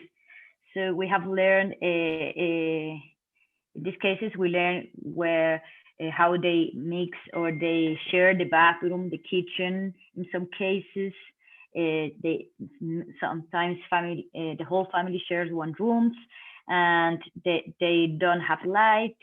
They have sometimes a small garden in the middle, and every case is different, and that's also part of this this neighborhood creation. And they have also create some aspects to get light in, holding the roof. It's very interesting to meet those family and how they live and how they have adapted in these years, because their houses have changed a lot. And also they have a special feeling with their plots and their houses. It's also very difficult to talk and to explain this project to their families, because they have roots there. Just to add a thing to Fernanda's answer, thinking of the regeneration of these plots, I think the difference of ages and families could help a little bit, because the grandparents, they have a lot of care about the house they made, but the grandchildren, they see with a lot of hope this change, because they can see their neighborhoods can really change and have better opportunities for them. So I think that's a really good thing, because they are pushing a little bit their families to consider this subsidy to go on. So I think that's a really good thing that it's happening. Thank you. Great. I think it's a nice spot to maybe transition to the next paper, because I think this question of intergenerationality and the mixing of households and sharing is probably something that we'll want to talk about as a group. So I will now introduce our fourth paper, which is Co-Living by Federico Coricelli.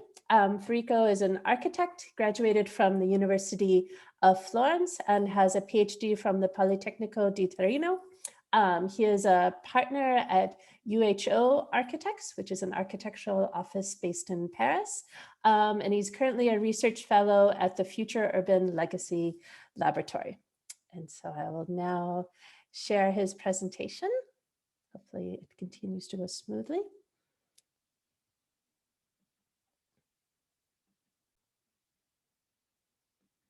Good morning, and thank you for the invitation in this session. My name is Federico Coricelli from Politecnico di Torino, and I'm going to present as a term of habitation the word co-living today. And the reason because I chose co-living is basically because it currently is currently part of the urban dictionary, urban vocabulary as a neologism, in the same way I would say like in the 60s when co-housing emerged, or at the turn of the end, at the end of the millennium, co-working emerged as a urban neologism, as other two parent co-suffix terms. And so it's worth to deepen a critical understanding of this term, especially because in its promotion by its producers, co-living highlights a tendency of the real estate market of focusing more on the experiential features of living rather than the realities of housing. And finally, this particular tendency can make emerge somehow the new standards of the contemporary middle classes, which are the target inhabitants of co-living. And I would like to start from this point, which is exactly the one of the transition of the two generations of the urban middle classes. The first one, which is the one from 4 decades ago, in a relatively short amount of time was able to usually with only one salary per family, while the younger generation find a completely different and less obvious, I would say, living pattern given the socioeconomic scenario in which they live. And so for this reason, the Generation X or millennials, which are often, as this generation is often called, is also called Generation Rent. But I would say not for their active status as tenants, which is not proved by data, but mostly because of the privative condition of not being able to buy a property, and for this reason being forced to find other ways to dwell within the city. And for this reason, this is not the first time that an economic crisis leads to architectural innovation in the fields of housing. After the Great Depression of 1929, consistent part of the architectural debate focused on the hybrid typologies for the middle classes, the urban middle classes, combining the flexibility of the hotel with the domestic spaces of the apartment buildings. And this kind of housing typologies and housing formats were largely debated on architectural journals and conferences, making them almost instantly part of architectural history. While co-living in its building form, emerging just after the great financial crisis, the global financial crisis of 2009, appear in its built form mostly like generic architectures, and mostly, I would say, as a real estate product connected to a variety of emerging branded housing and serviced apartments or architecture for hospitality on the real estate market. So if we want to define co-living as a building in a nutshell, basically it's a hybrid housing format between a commercial hospitality building as a hotel and an apartment building, where the diagram, the conceptual diagram, then depending on the context where the co-living is built, is this gradient from the private space of a furnished room to the public space of the city. And what characterizes most co-living is the space in between, the shared space, which is the semi-private space, as shared kitchens, laundry rooms, movie rooms, which in lots of several cases are overlapped in multifunctional rooms. And how we see in this documentary of The Guardian, basically then all these different spaces and different conditions are usually connected by the long corridor. And this is the case of the Collective in London, which is one of the biggest realized co-living buildings, where you can see how dense the single units, the furnished rooms basically are, and their proportion to the central collective space. And if we zoom in, we will find out how the whole building is organized around the width of a single bed, and the basic unit which is a furnished room with a private bathroom, is as small as 10 square meters.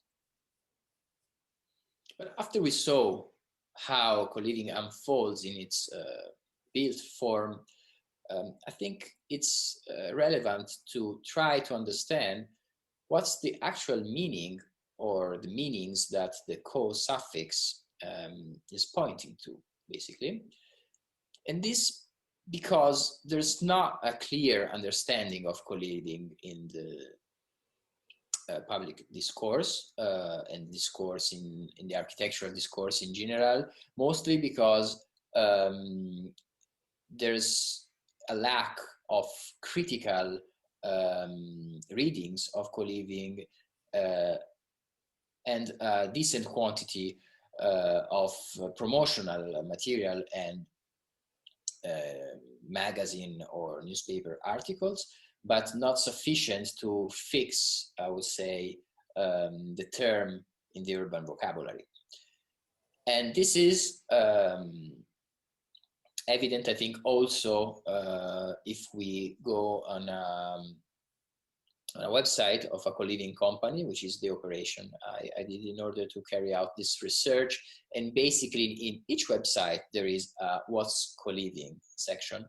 And this, I think, is interesting because it highlights how the companies themselves take advantage from the newness of the term to build their promotional strategies.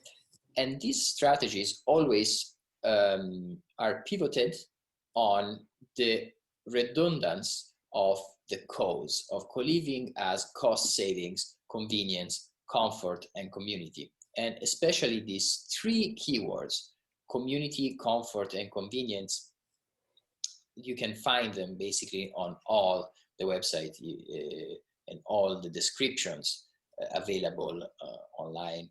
And comfort is, of course, an obvious concept when that we expect to find in a middle class housing format, but community and convenience are worth to deepen and investigate because they are at least two controversial terms and keywords attached to this particular housing format. And starting from community, we will find how this term was the basic term of very different housing formats as co-housing, for example, or collaborative housing that emerged from the 60s of the last century.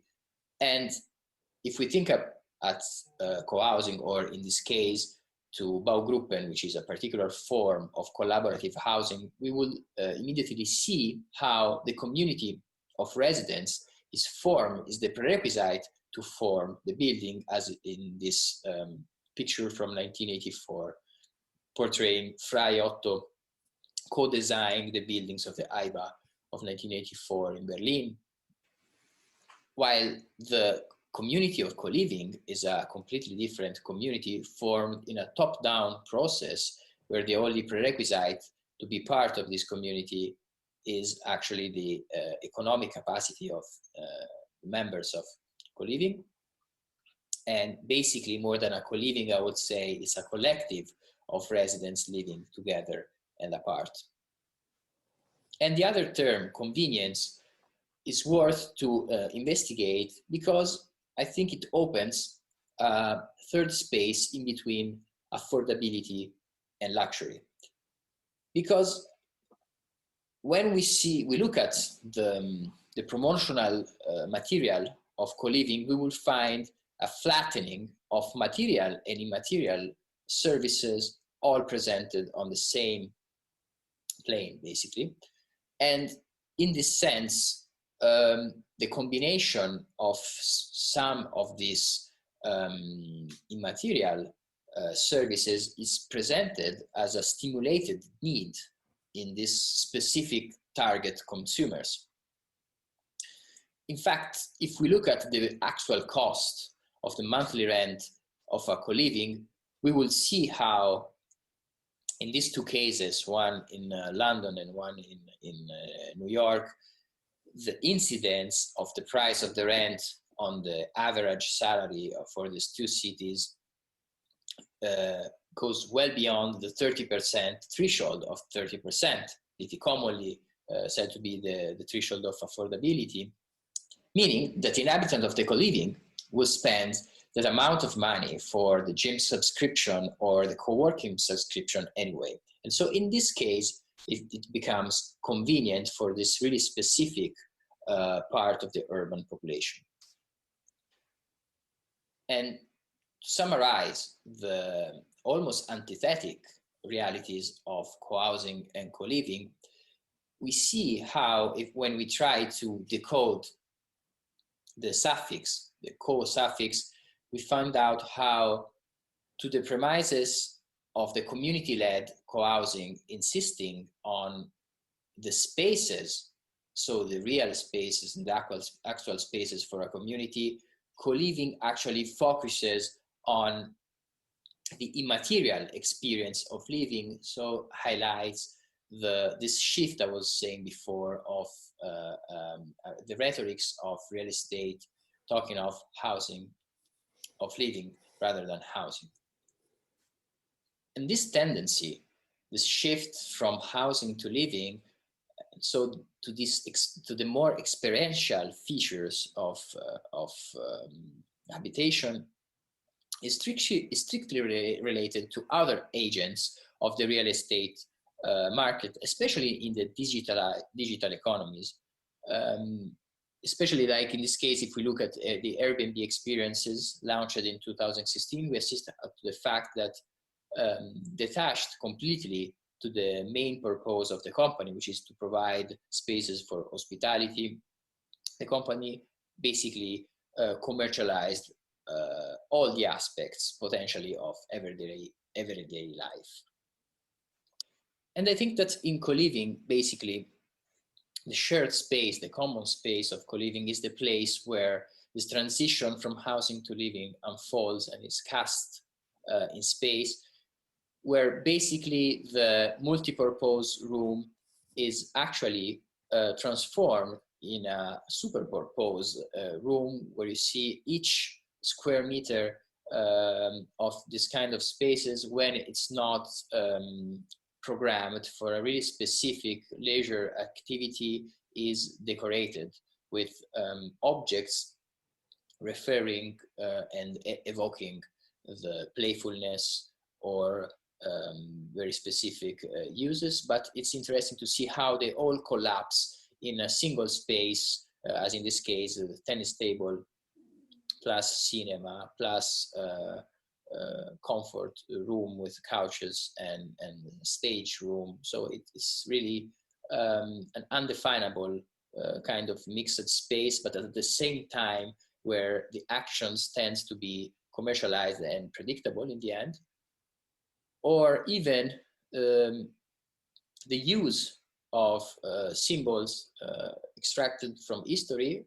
To quote Boltanski and Esquire, I would say these are the spaces of the economy of enrichment, where basically the past serves to add economic value to a rather generic space. And to conclude, I would say that if we look at these spaces, we often find this tendency to mark with the claims space, like this billboard in this case of the student hotel in Eindhoven. And even if the home is praised, I would say that the special arrangement of this kind of multi-purpose rooms is more aimed to commercial acts of living rather than to perform as a filter space between the public space of the city and the private space of housing. Thank you. Thank you very much, Federico, for a lovely paper, really fascinating.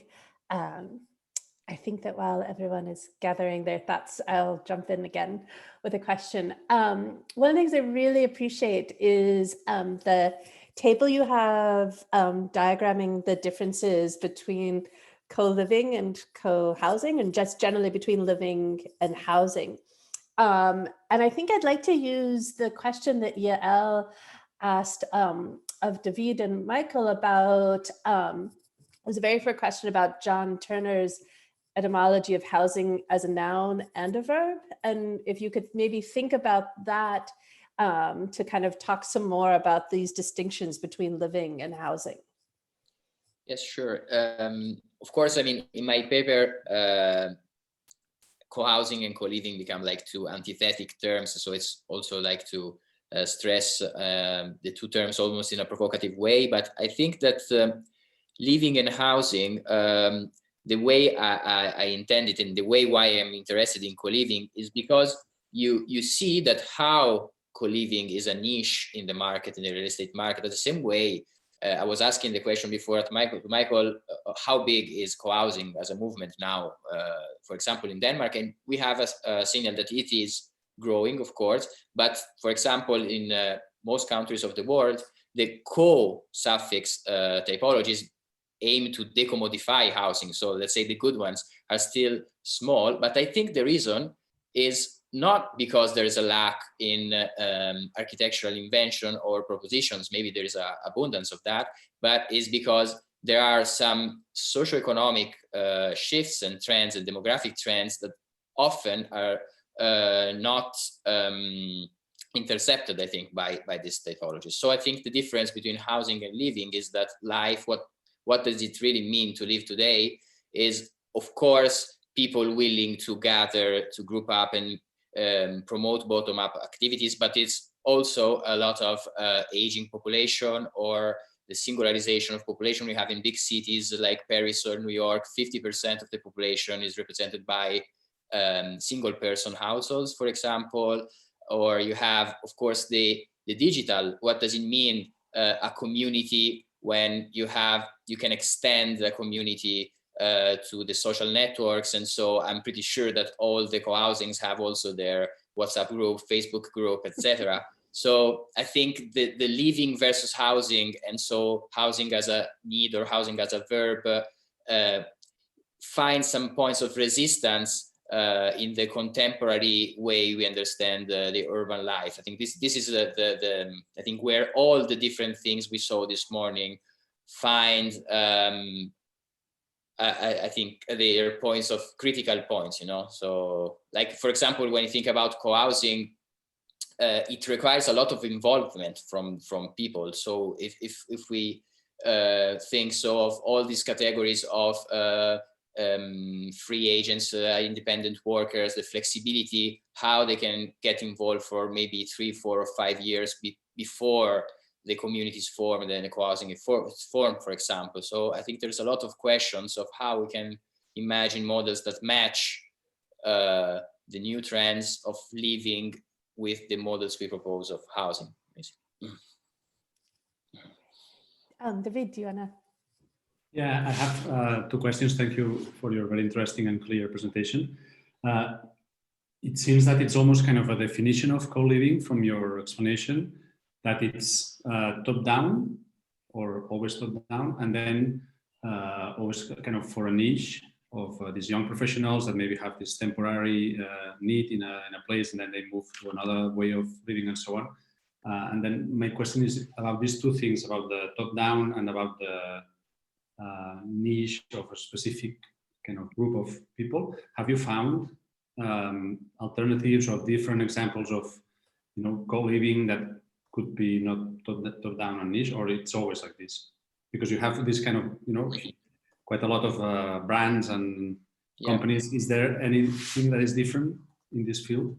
Well, I think for the moment, no, it's mostly a real estate product. And the small difference that you find is that in some cases, like in the big cities, like the London case with 500 units, you have a more different population. So you have key workers that maybe work in the public sector also, but then young professionals. So you have a variety, which is of course set on a specific income share of the urban population, while you have the other types of co-living which are mixing with the vacation market. So you have like the Bali co-living which is one listing of a company that maybe has another colleague in Tokyo and one in New York. So you buy your subscription so you can have a discount when you move for vacation, you know, or in this case, during the pandemic, you can go, you know, in another country and work, you know, on the seaside, or go surfing. Why this is like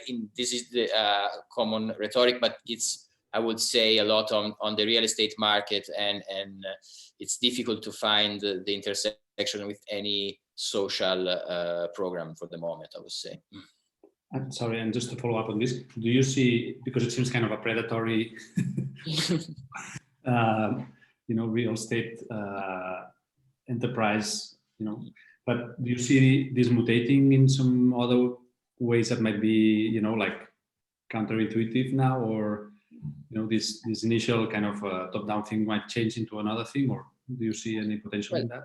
I think, of course, it has the potential, because if we look at it from an architectural point of view, of course, the plan I showed of the 10 square meters rooms, maybe it's too much, but it could trigger a reflection similar to what maybe Martino was showing before. I mean, if you look at the building I showed, is something not so distant in terms of organization from, for example, the high density Soviet standardization experiments. But of course, I think it needs maybe to intersect with some social enterprise, some I mean, more like combination with more maybe rooted models in the city to find, I think, a way to get out the hyper exploitation model, I would say. Yeah. Thank you. Jesse, would you like to ask a question? Yes. Thank you, Federico. It was a very interesting presentation. I wanted to link it back to a comment that Andrea had made in Martino's presentation about standards, and the sort of, you know, in the case of OSA, trying to very scientifically define standards. Here, I think it's also very relevant, of course, because it's a top-down model. And you've talked about, of course, the individual unit is being defined by the dimensions of the bed. And I wondered then, in terms of these collective spaces, if there are also standards being applied there. Definitely, I think that your hypothesis about them performing a commercial role in advertising it's very interesting. And I wonder if there are, just other standards that are applied, because what I find interesting in looking at, you know, you had mentioned early 20th century residential hotels as being a precursor to this, and that in both cases, they are trying to exploit loopholes in like municipal codes. So the early 20th century New York residential hotels were trying to escape the fire codes by making basically residences without kitchens. And I think in a lot of these, like London, types that you've shown, they're oftentimes trying to exploit minimum dimensions that that are applied to, you know, by calling it a co-living type, or oftentimes office conversion. So yeah, if you, I just wonder if you have anything else to say about standards. Yes, sure. Thank you. Yeah, I think this is one of the main questions, because, like, for example, what the collective company, for example, is doing in London, they registered the first building as a serviced apartment building, because, of course, co-living doesn't exist as a typology. In my knowledge, also, like, for example, in Italy, also co-housing, for example, it's just starting now in few municipalities to exist. So I think also what's interesting about this whole conference is that lots of the terms that we mention are not in the municipalities at all. So it's just, you know, either commercial hospitality building or residential, and then all the spectrum in between is not mentioned. And going to standards, for the moment, in some of the cases that I studied, most of the calculations applied are the hospitality formulas. So for example, in the plan I showed from London, you have 16 square meters of collective space per inhabitant. But I think if you look at the ratio of this and you confront it with a similar density in terms of rooms of a commercial hospitality building, you have similar results. So I would say that for the moment, the standards are pretty similar to the ones of, I mean, in the whole evolution of commercial hospitality, starting also from the residential hotels, of course, but maybe where something is changing is more in the collective space, of course, because there, since you have these different uses and different functions that overlap, I think it's where the scientificity of the calculations blur more, because you have also people coming from outside the building to maybe work in the co-working or to use a few commercial program attached to co-living. So I think there is where the standards change in this sense. And also a big effort that the companies are doing is to impose somehow new standards in the making people stay in the spaces, since the furnished room is like 10 square meters. Abigail, you wanted to ask a question. Hi, thank you to all of you. This is more a comment that maybe we'll start bringing things together. I'm just been thinking throughout your presentations about the conditions of the cities in which this co-housing is taking place. And I think, Federico, in your example, what you described made me think that here's the private sector taking over things that normally the public sector would offer in a city. Well, in David and Michael's presentation, you know, what you were showing of what the people were doing, eating together and doing things like that, was perhaps less urban things. This is not a finished thought or question, though I'd be glad to hear your comments on it, but just how much of co-housing is related to what the city does offer and what it doesn't offer. I think we could ask the same about, you know, Russia and Ginsburg, and certainly I would love to hear more about Chile. Great, yeah, so if any of our participants want to jump in and answer that, that would be great.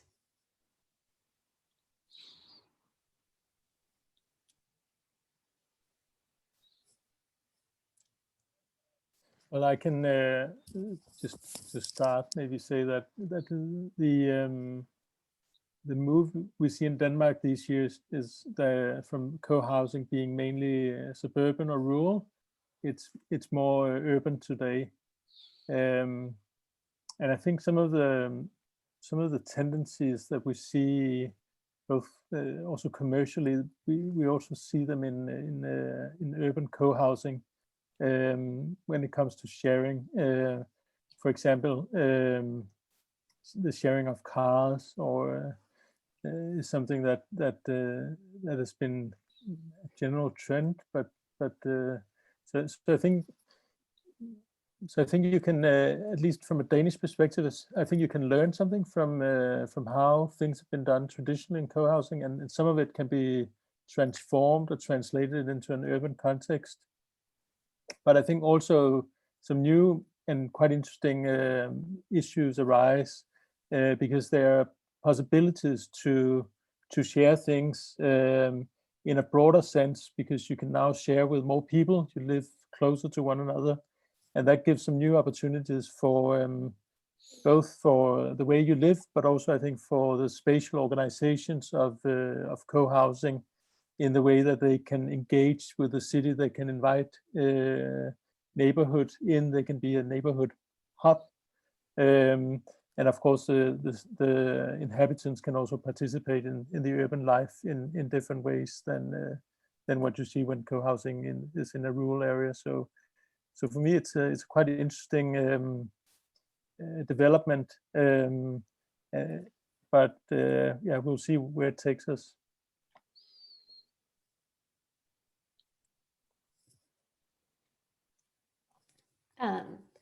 I guess it's maybe also a good time. Demet, I'm not sure if I'm pronouncing it correctly, had an interesting question quite a while ago to the whole group, and I wonder if you'd like to ask it now. Okay, hello everyone. I was just having a question, like, due to this pandemic situation, I already asked it to Michael though, but so we have this lockdown situation, and this social spaces, co-shared spaces are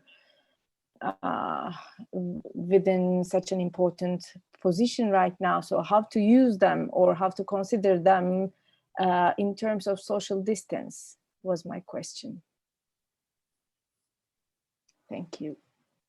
Thank you. I think it's a great question.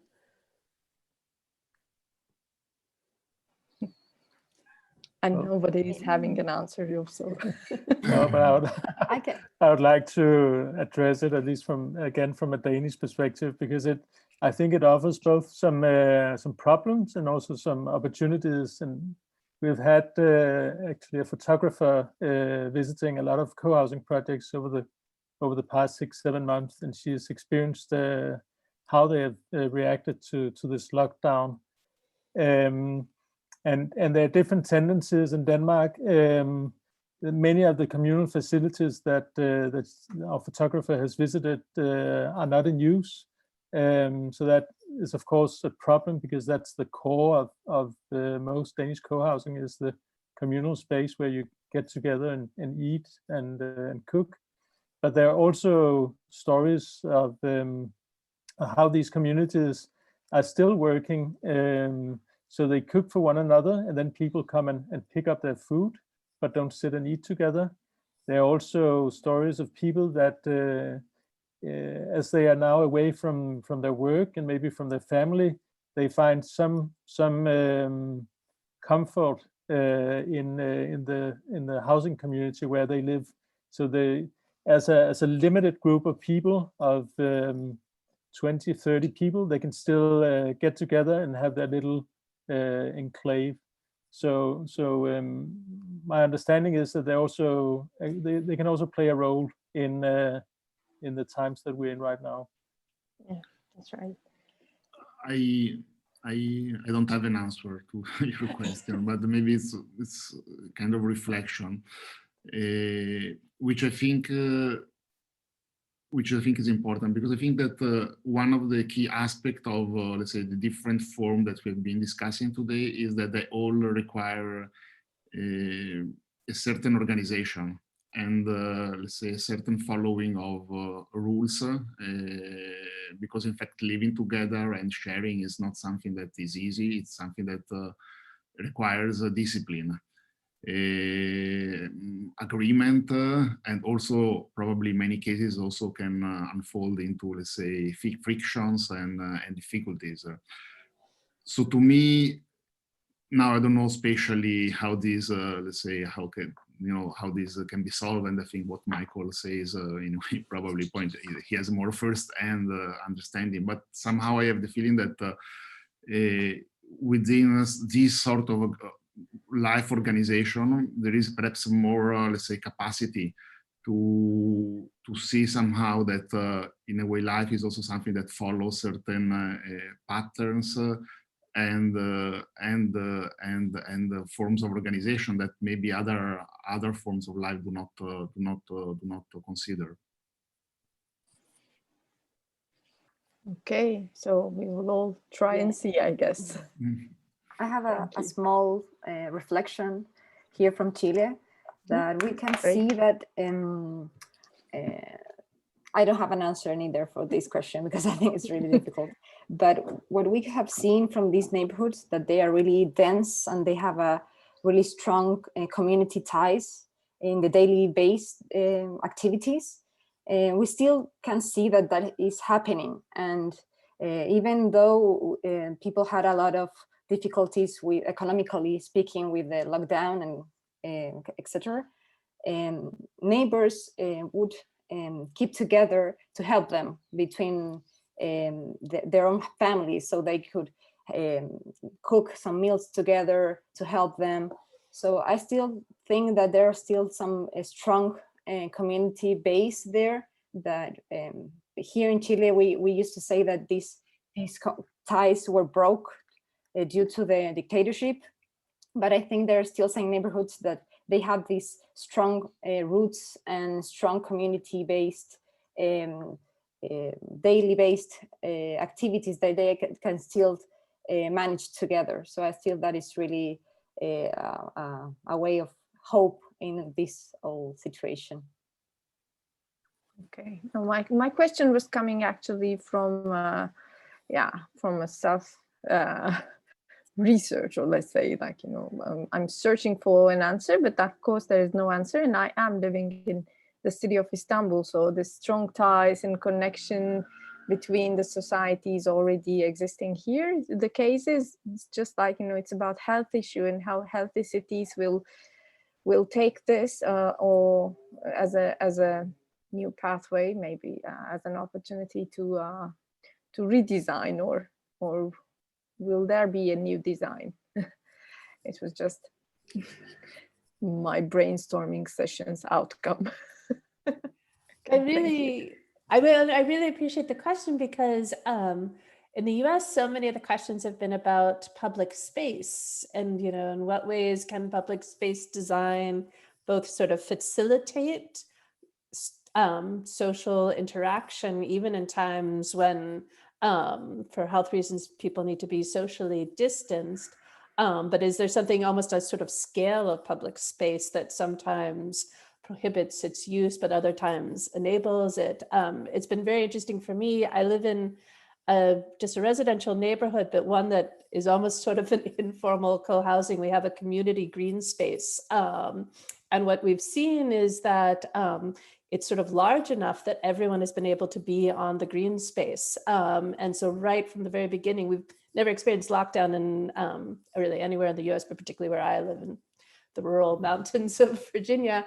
But, everyone was really constricted, but everyone has just sort of been on the green space, and it's very easy to stand, 10, 20 feet from your neighbor and still have a conversation. And we just had a Halloween thing where all the kids, everyone set up tables and special chutes to send out the candy to the kids all around the green space. So it's interesting to see the way that the publicness and the sharedness facilitates connecting. But to me, it's a really interesting question because it is so architectural.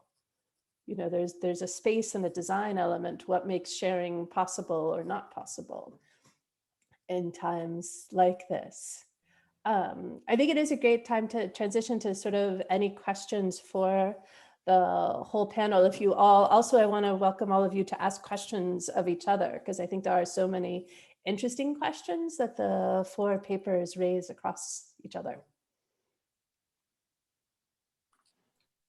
I had a question before for Federico, so if I can maybe do that now.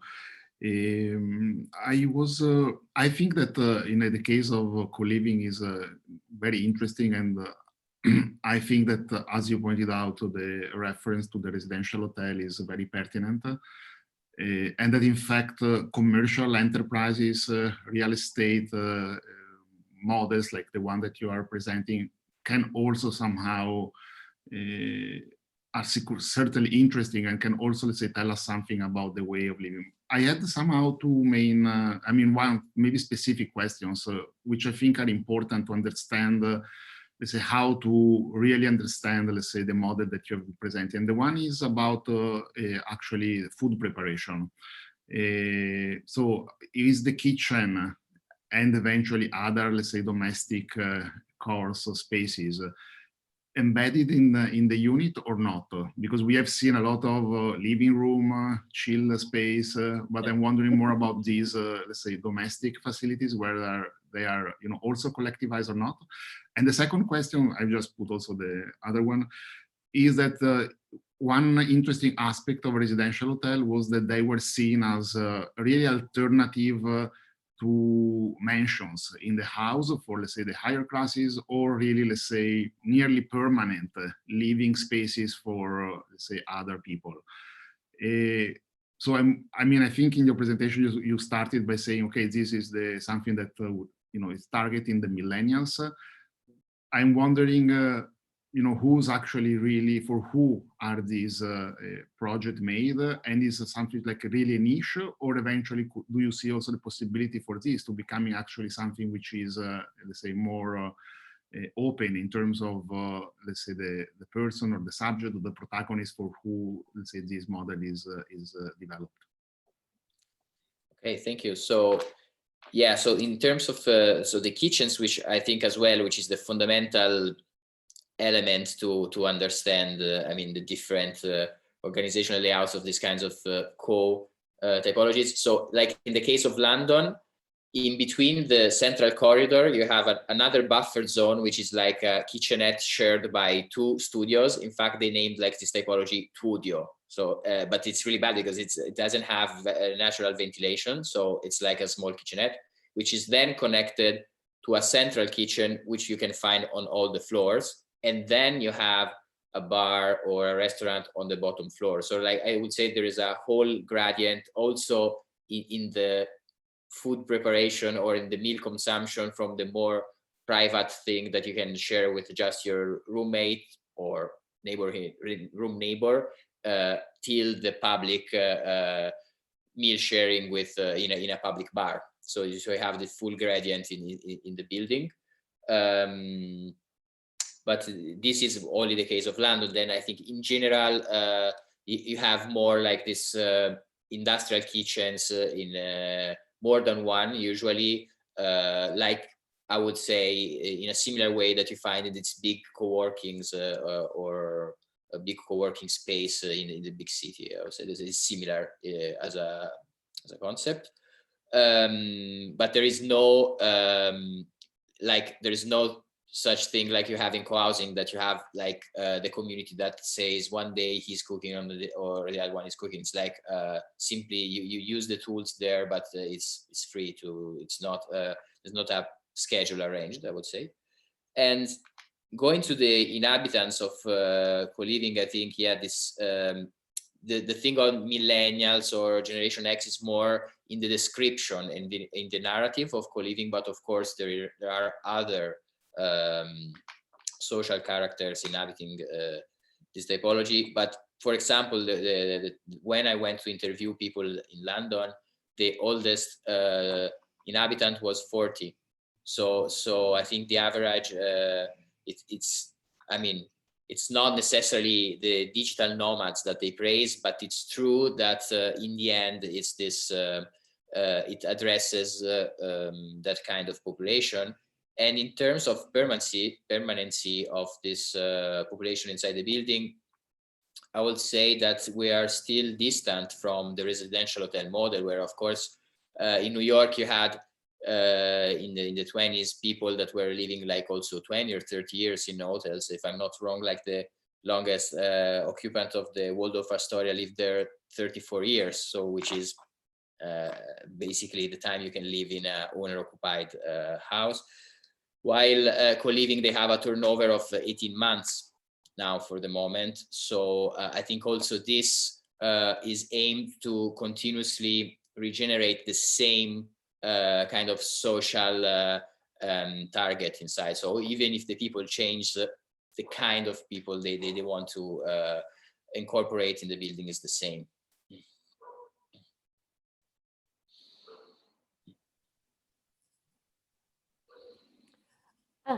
I'll ask a question. One of the things I really enjoyed about this session is I think that this idea of the brings together a lot of fundamental housing questions that we're trying to explore in the conference. And I see at least two threads, and I guess I'll ask them each one at a time so it doesn't get too confusing. One of them is the idea of flexibility. I'm thinking particularly about David and Michael, your presentation and all the different types of sharing that the student presentations show. And what I was thinking about is how much they're really about a flexibility, about sort of changing what's shared, what's not. And I think that, Martino, those were sort of some of the same questions in many ways that your paper was illustrating. And so I think one of the questions about housing and sharing is about a flexibility. And I think it was brought up in at least once, if not more, yesterday, you know, kind of these much older ideas about flexibility that we've seen throughout, you know, at least architectural questions in the 20th century. I was just wondering if you could each maybe reflect on that a little bit. I can start. I think, at least in the case that I presented, the idea of flexibility was somehow certainly addressed in the sense or interpreted in the sense of, let's say, offering something that was, let's say, open to be declined in different forms of habitations. I don't think that there was a very clear idea of how this could, let's say, be reprogrammed or, let's say, readapt in the course of time, if you intend flexibility from that point of view. But certainly was, I mean, there was a strong, let's say, attempt to, you know, offer something that was clearly architectural, I would say, even defined, but that let's say, inhabitant could decide how to use, and they could use by making that something which is more traditional, let's say, accommodating, for example, a family, but making them that could be a small-scale commune, or something that could eventually even be a large-scale commune, or also something that could be just individual. So I think somehow, yeah, that is how I would really say that how the term flexibility was tackled in this, let's say, experience that developed in Soviet Russia in the end of the 20s. I also have something to add to this. We talk about flexibility a lot with our students when we do these co-projects, because in a way, you know, this sharing of spaces and this flexibility, or the hardcore understanding of flexibility, you know, this ability of spaces to move and to change dynamically, in a way might be very kind of problematic, because, you know, when you're sharing a space, if your neighbor changes physically something and then you need to move it back, you know, we talk about this quite often with our students to understand the literal approach to flexibility in this regard. So to question it a little, you know, to question it. And that's why also in our paper we talked about robustness as an alternative to flexibility, meaning that these spaces or these buildings have the ability to accommodate different needs without having to physically change or physically move. And that has proven a kind of a more fruitful avenue for, yeah, as a pedagogical tool for our students. So yeah, you know, this kind of sharing and flexibility in a way tends to be something that it's either not domestic and therefore there's no this kind of tension, or something that is very, very intimate. So it's, you know, for office buildings or for big public buildings, and then for the more private, small domestic scale. But in the in-between of the shared spaces, we always find it's kind of problematic and interesting, of course. And I wonder if Federico or Andrea and Fernanda, if you could also, it might be a very different response. Yeah, for operation sites case, I think flexibility nowadays, like in their actual situation, it's something part of their daily base activities. Families are really flexible with the activities or spaces they share. But of course, like Martino was saying, and David, the sharing rooms are also the problematic areas. And I think sometimes families really have to deal with this every day, but they really have issues with that. And when I was saying about the urban regeneration of these new buildings we are thinking of, I think an important design has to be in these sharing spaces. And nowadays we think that they still have to share some spaces like green areas or kitchen, but sharing, I don't know, the bathroom, it's something really problematic when you have to work and at the same go out at the same time. So I think there's things or spaces that you could share, but others there should be more private, in the private areas.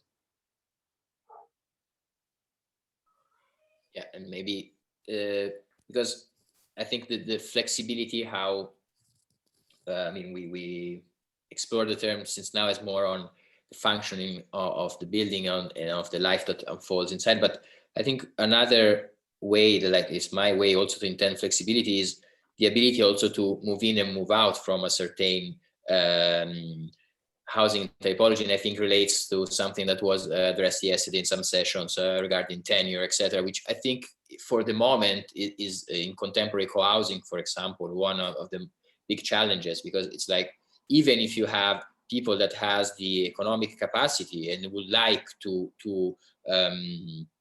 live in the way that Martino was describing before, for example, I don't know if we are at the point where there is the infrastructure in terms of contracts, in terms of functioning of these buildings that allow this kind of flexibility. Like, if you dual a city like for only 2 years, are you really able to move in and move out from a co-living, co-housing?